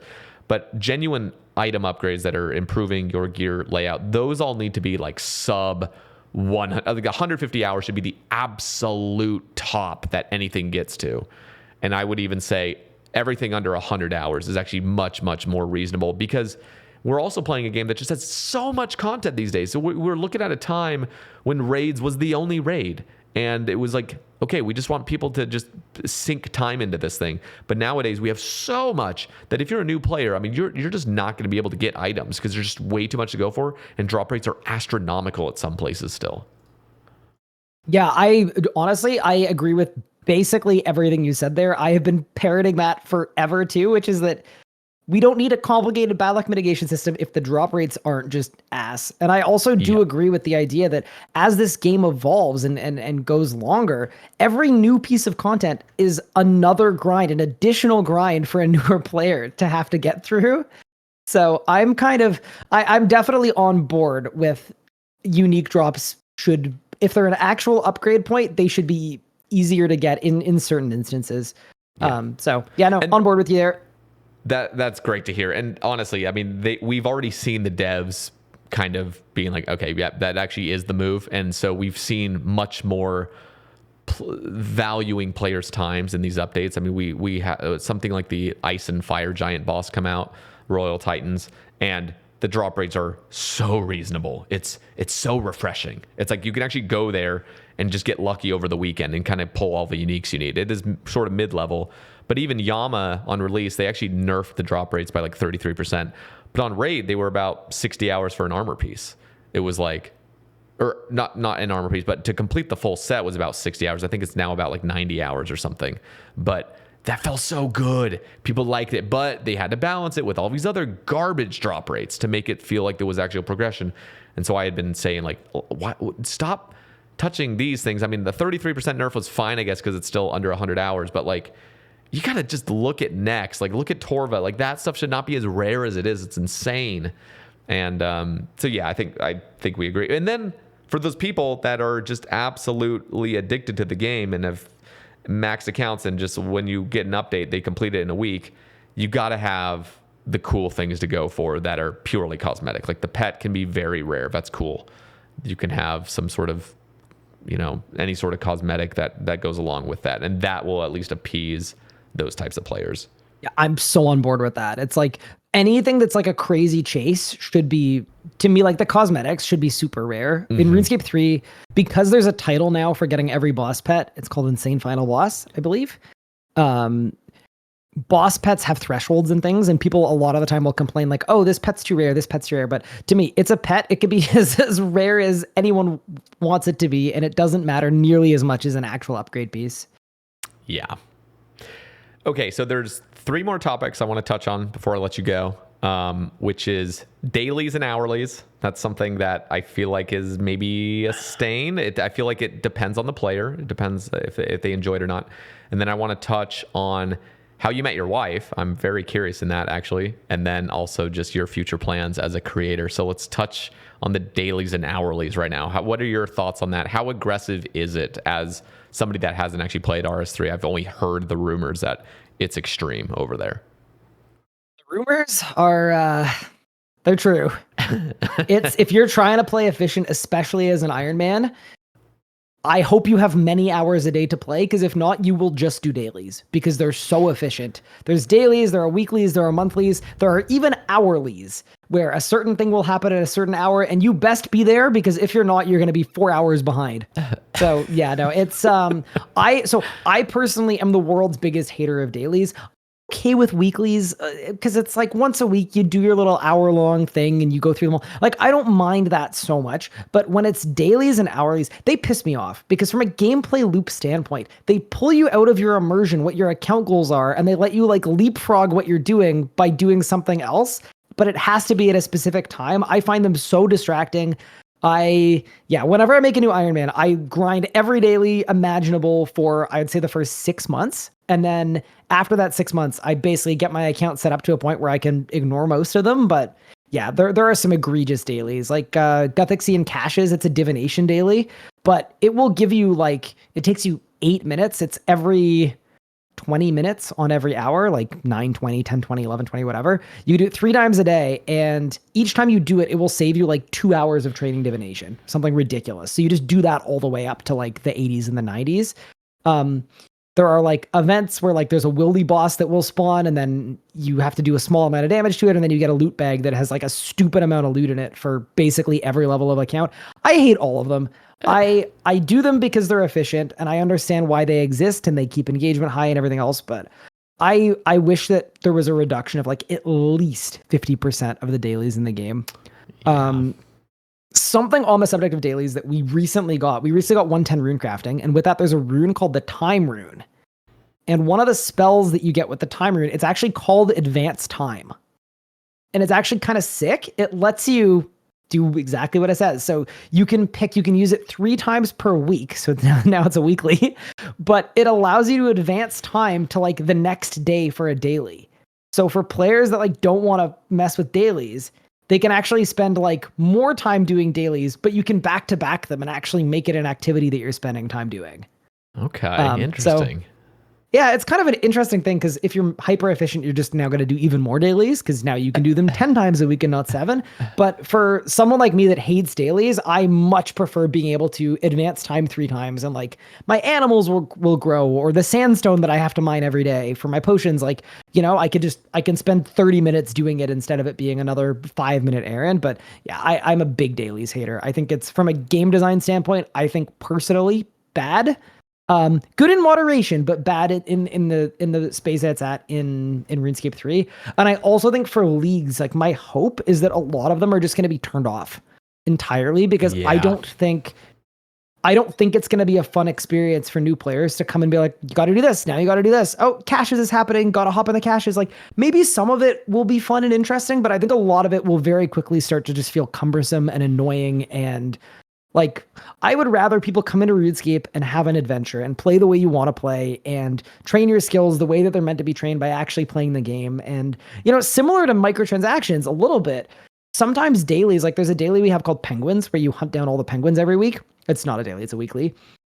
But it's worth so much experience that you can also skip skills on an Iron Man if you really wanted to. Like, it's a couple 100k XP every week in whatever skill you want. It's prismatic. So yeah, to me, I do them because the XP is good, but do I think they're good? No. Do I want them to stay? Like, no, I'd love to see some dailies toned down personally. Do you think there's any chance of that? And also on the topic of leagues, do you think that there's actually a reasonable chance that they do just not have them in place? I think it's like no way there's going to be like no dailies in leagues, especially because it's Iron Man mode. And a lot of the game is like, if you don't do your daily rune shop run or your feather run, like no one's killing chickens. Like you're not doing low level rune crafting. It's just not good. It's not set up to do it. So some of these daily systems exist specifically so that you can avoid things that are even more annoying. But I think it's likely that some dailies will be turned off. And hopefully the game experience is like, I'd actually like it to see, I'd like to see it be very curated, because RuneScape 3 is an overwhelming game. That's the word I get the most from new players try it out. And they're like, the question I get the most is, hey Ryan, these are my stats. I just got back into the game. It's been a couple years. I'm so overwhelmed. I have no idea what to do. I have no idea what's good. I have no idea what's new. Help. And I think in leagues, you're going to get a lot of players that drop off in like the mid game, but that's pretty early for a leagues because XP rates are boosted. Like right around 1,500 total. Your first 1,500 levels are sick. They're beautiful. They're fun. They're smooth. You know what you're doing. And then after that, the whole game opens up so fast that it is terrifying. Yeah, we'll have to see. So do you think in the main game that they'd ever tone that back? Have they ever toned back dailies? Have they ever? See, part of it's tough because a lot of the stuff you get on a main account for dailies, very different from Iron Man. Everything I said before was more like the Iron Man perspective. As a main account, the big dailies you get your daily treasure hunter keys and you get your daily challenges, which you can set up on a maxed account where you can it's train a skill for 1 minute and then you get 80k XP and you can do up to 3 of them. And then you can extend them to make it actually 6. You get a big chunk of XP every day for playing for 3 minutes. Jagex tried to remove them, and the players got really pissed because it was a ton of free XP, and you can go from 99 to 120 in 6 months by logging in for 3 minutes a day, and people really liked that. So it's a tough balancing point. This is a really good example of where the polling system to me falls off a bit. Is terrible design. Jagex doesn't want to offer it, but the players are used to it and it's free XP, so they're going to not be happy if it goes away. But is it good? No. Is it good for the game? No. Is it good for the economy? No. But everyone is totally hooked on it. And I very much get it. I have a psychology background. I'm on board. But are they good? Absolutely not. That's so funny. Has RS3 ever had an integrity change, a massive integrity? I mean, it sounds like the MTX is a massive integrity change, but other than that, that's going to be coming out because OSRS at least gets that. I mean, we nerfed the blowpipe years back. That was the first real integrity change that people hated because people loved how powerful the blowpipe was. It was insane. I remember that. That's when I went on to old school and onto the test servers, and I had some fun messing around at the Inferno. Because I could play. Yeah, it was super fun. Loved that. So we've had a couple. Nothing as big as the blowpipe. Obviously, the MTX stuff is the biggest thing that RuneScape has ever done in their history. In terms of RS3, that's massive. And we're doing a bunch of drop table nerfs, and that's something that is very new. We don't do summer sweep ups like old school does. So this is a brand new 20 different bosses are being hit really, really hard for game integrity. The most powerful weapon in the game was the Fractured Staff of Armadyl, which any Lucian enjoyers in chat, I think the lore is the same at the early point, but the Fractured Staff of Armadyl was super overpowered and it got nerfed. It basically had a thing. So in RuneScape, when you hit, you have a percent chance of rolling a critical strike. And the problem with the Fractured Staff of Armadyl is the special attack, it was called instability. What it would do is anytime you rolled a critical strike, it would shoot an auto attack out of the staff, but it was recursive.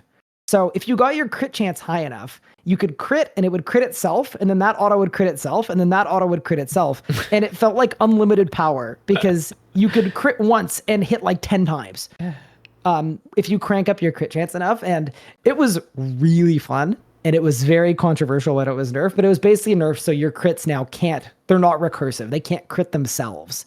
I see. And then the other side of the coin is they made it so the rune cost was less egregious because back in the day, you could go through 100,000 water runes in a single day of PVMing because every time you crit, the autos are flying. It was really fun, but so there have been a few, but there's definitely been more recent or sorry, there's been a lot of more recent desire to balance the game and game integrity and everything that entails. And I'm personally like, I'm going to complain about stuff. I'm going to make a video saying I don't like this or I do like this or whatever else it may be. But in general, I like letting the devs cook. I think it is reasonable that as long as they have more hits than they have misses, like the game will end up getting into a better place. And I am definitely of the opinion that like, I think sometimes people hit the devs too hard. I think anyone working any job or even me as a creator, some of my videos I make don't hit.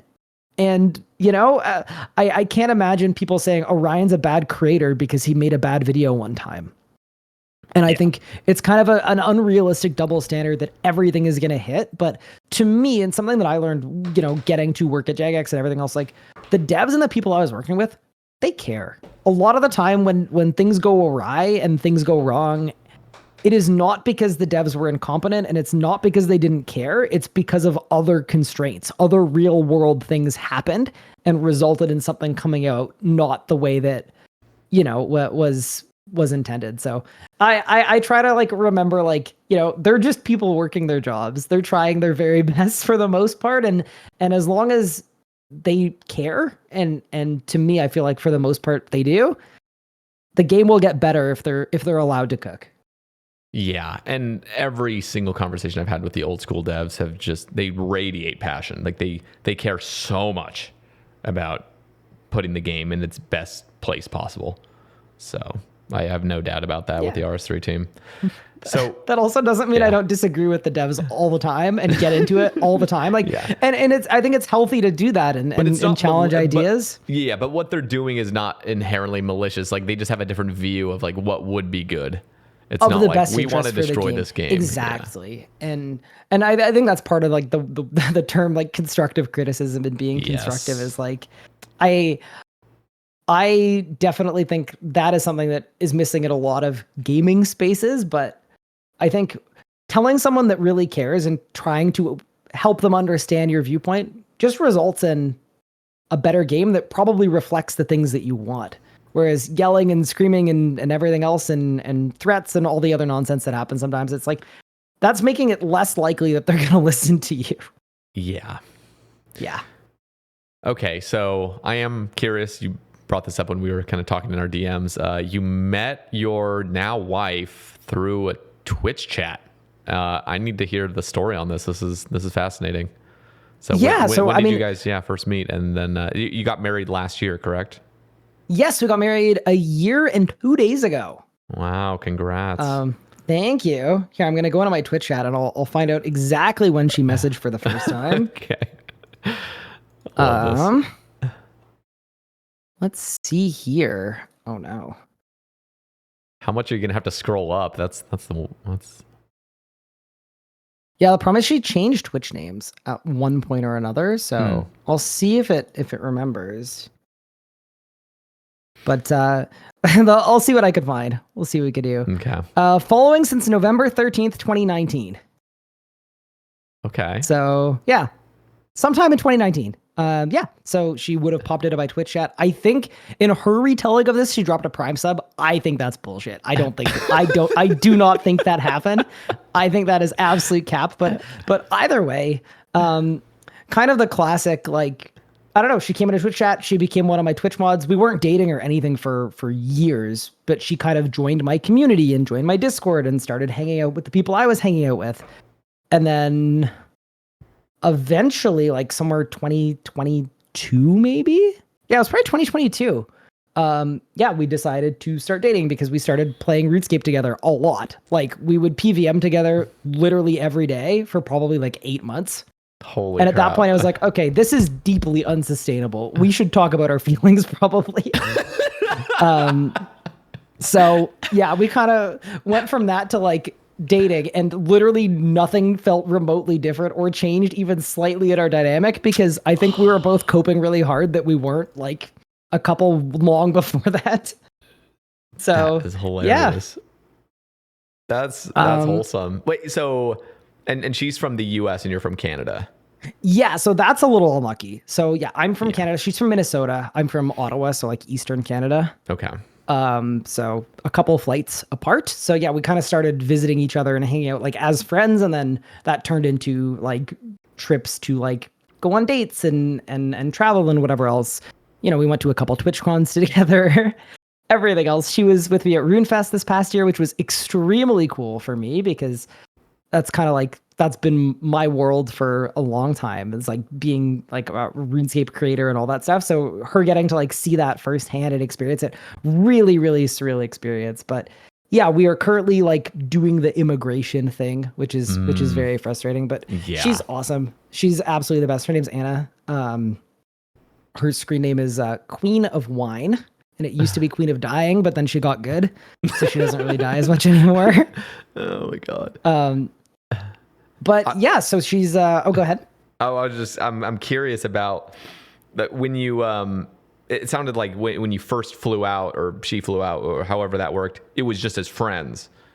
So you guys were not. Did the dating happen after you guys had already met a couple times or one time in person, and then you already got the vibe and it was like, okay, this is actually going well?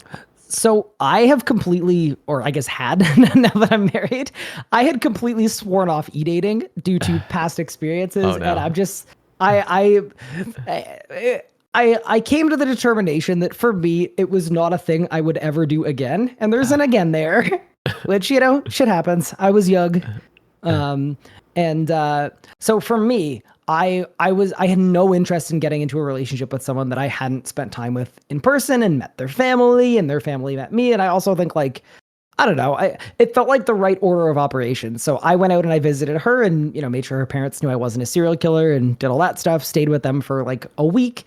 And then after that point, we definitely realized we were compatible and realized that we liked spending time with each other, not only just like as a friend that you play video games with every day, but as a little more than that. So then, we kind of alternated visiting each other. So then she flew down and she actually gave me COVID, which was pretty cool. Her first time visiting me. And it was like in peak COVID too. So like everyone in my house had to like vacate for us for like 2 weeks. It was not the best first impression of all time. But we kind of started dating after that and spent a lot of time just visiting each other whenever we have a chance to. She's also very busy too. So when we met, she was going through nursing school. And she was a martial artist and a karate instructor. And she's an incredible martial artist. Like she was on Team USA in 2018 at Worlds. So she's kind of a badass. I don't have to worry at all. I tell people it's like it's the nicest thing ever. She's got it. If anything, she could protect me if anything happens. Now she's like a full-blown nurse. So she works on a burn unit and she's a burn nurse, which is what she always wanted to do. So it's kind of cool. Like we met at a time in our lives when we were both kind of figuring out what we wanted to do. She was struggling getting through school and figuring out what she wanted to do. And I was definitely at a crossroads with my career where I was like, RuneScape 3 is in a bad spot right now. I don't know if I can keep doing this. I was, mentally maybe not in the greatest spot ever. And I think, together we've just kind of grown as people. And now I feel like I'm like an actual full-blown adult. Oh my God. That's amazing, man. That just warms my heart, honestly. Because, I mean, you said it. It's just e-dating can be a nightmare. It can be a nightmare. But I think, I don't know, when you spend so much time online, I feel like it ends up kind of becoming sort of like a workplace vibe where it's like it would be natural to meet somebody at work, or it'd be natural to meet somebody of what you're doing for a lot of your day. You know what I mean? So I don't think it's and honestly, it's not really that uncommon these days either to meet people online. So no, I mean, especially in the RuneScape community. I mean, you said it yourself. Everyone's pushing 30 or into the 30s, and it's like it's a common interest, a strong common interest. Like it makes a lot of sense. Like I fully believe RuneScape is a dating site at this point. But yep, I believe it too. But yeah, no, it's been very cool. I'm someone too, like I was looking back through my old content because I had a hardcore Iron Man that I like maxed out, and I was making like a movie, like an amalgamation of like 20 hours of videos. Mm-hmm. And in like 2021, when I made that account, it's just jokes about how like massively single I am and how I am gonna die alone kind of thing. And to go like within like 2 and a bit years from that, I was married. And it was just like Wow. a reminder of like how quickly things can change even when you're in a bad place or in a difficult time. And I just yeah, from meeting her, like the big thing about Anna, and I will sing her praises forever, is like she's extremely understanding, she's extremely empathetic, she's extremely easygoing, but she also like she's driven, but she cares about my goals too. And something like that she really cares about is like she helps me instead of taking me away from my goals and my ambitions, whether it's streaming a lot or making a huge video that's really, really expensive and a financially terrible decision. She's always like the first person to say, you should do it. You should send it. You should do that. And let me know what I can do to help support. Like she's just awesome like that. And it's really helped me as a creator to take things to another level, knowing that I have someone that is kind of always in my corner, always being supportive, and is never like I've been in situations before where the content creation I'm doing, and I'm sure you know this as a creator, it's a 24-hour job, and it kind of feels like that's at odds with the relationship. Yeah. But she's the kind of person where because it's important to me, it's important to her, and she's gonna do what she can to help make it happen too, within reason, obviously. But yeah, that's sort of the Anna story. So she's still living in the States right now. I'm still living in Canada. We see each other whenever we get a chance to, and eventually we will be living together. Hopefully soon. That sounds rough to still be long distance. I hope things change sooner rather than later for you. Without going American politics mode, that has slowed things down aggressively. Like we should have already been living together, and now we have no idea when that's going to be. But we just celebrated our 1-year anniversary, and hoping by 2 we're living together at very least. I'm excited for you too. That's awesome. That's so cool to hear. Thanks for telling that story. Thank you. Yeah, of course. So I want to kind of wrap things up now with just your future plans as a creator. Do you have any kind of short-term goals, like new stuff you're working on? Any exciting stuff coming in RS3 that you're excited to be working on? How's streaming going? Are you expecting to be still with Jagex long-term, working kind of that part-time mornings? How is it all, and what's the plans? Yeah. Okay. That's a very open question. I think streaming, I'm still loving it. I'm enjoying it. I think as a streamer, I've been streaming for so long, and it's hard to come up with things that are constantly interesting to me. So I like to flip between things. So whenever I wake up and I'm like kind of dragging my feet a bit and I'm not really motivated to like get up and attack the day, which is about half the days, especially with like, depression and all that stuff. Mm-hmm. I always like to change it up and like try to find something that gets me excited. And I've currently got something there. Which is I've unretired my hardcore Iron Man, and I'm trying to become the first hardcore Iron Man to complete all of the master tier combat achievements. So It's been really fun. It's been really risky. It's been absolutely terrifying up to this point. I'm through like 15% of them now. So that's been fun. I'm sure I'm going to die going for them at some point, and I'm going to lose a maxed hardcore because I got over ambitious, but it's been a really fun journey. Other than that, I think content creation wise on YouTube, there's going to be an influx of new players with leagues, just trying to get a scope of like what the game is like, what's the vibe. So I'm going to try to make a lot of kind of tutorial-y content around that. I recently made a video that was like a very like old school RuneScape style video, which is I got the lowest level Zuck Cape in RuneScape 3 that anyone's ever done. And I'm really hoping somebody goes back. And if someone's watching this that is interested in RuneScape 3 PVM, please beat my record so that I can then go back and try to beat it again. It would be a really fun category. I would love that. But I recently did that, and that was really fun to put together too. As just like trying something new. There's a lot of trying new things in RuneScape 3 because a lot of the content that exists is like, it's very information related as opposed to like entertainment content. And the thing that I'm passionate about, the only thing I care about is entertaining people and teaching people RuneScape. So I get to take a lot of risks and do that kind of thing. So I'm excited about leagues. Our next big boss is coming out pretty soon too, and that's called a Masket, and that's going to be the hardest boss that RuneScape's ever had. I'm probably going to be casting the world first race event. So that should be really fun too, because it's the kind of setup where it's coming out only in the hardest difficulty for a bit, and then the like earlier difficulties are going to unlock at a different point. So instead of most boss releases where like you go in, everyone's hyped, and then the boss dies in 2 seconds because it was normal mode. It's kind of like the opposite of that. So I'm really excited about just like the logistics of putting together something that RuneScape has never done before. And yeah, as for Jagex, my like mental is way better now that I've dialed it back and I can prioritize my own content and my own stuff a little bit more.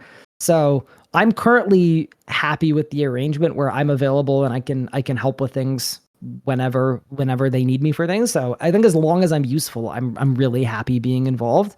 But it's gonna depend on that. It's really up to them. But I'm contracted until the end of 2025. So we'll see what happens then. We can check in 7 months, and I'll tearfully let you know that I'm no longer needed.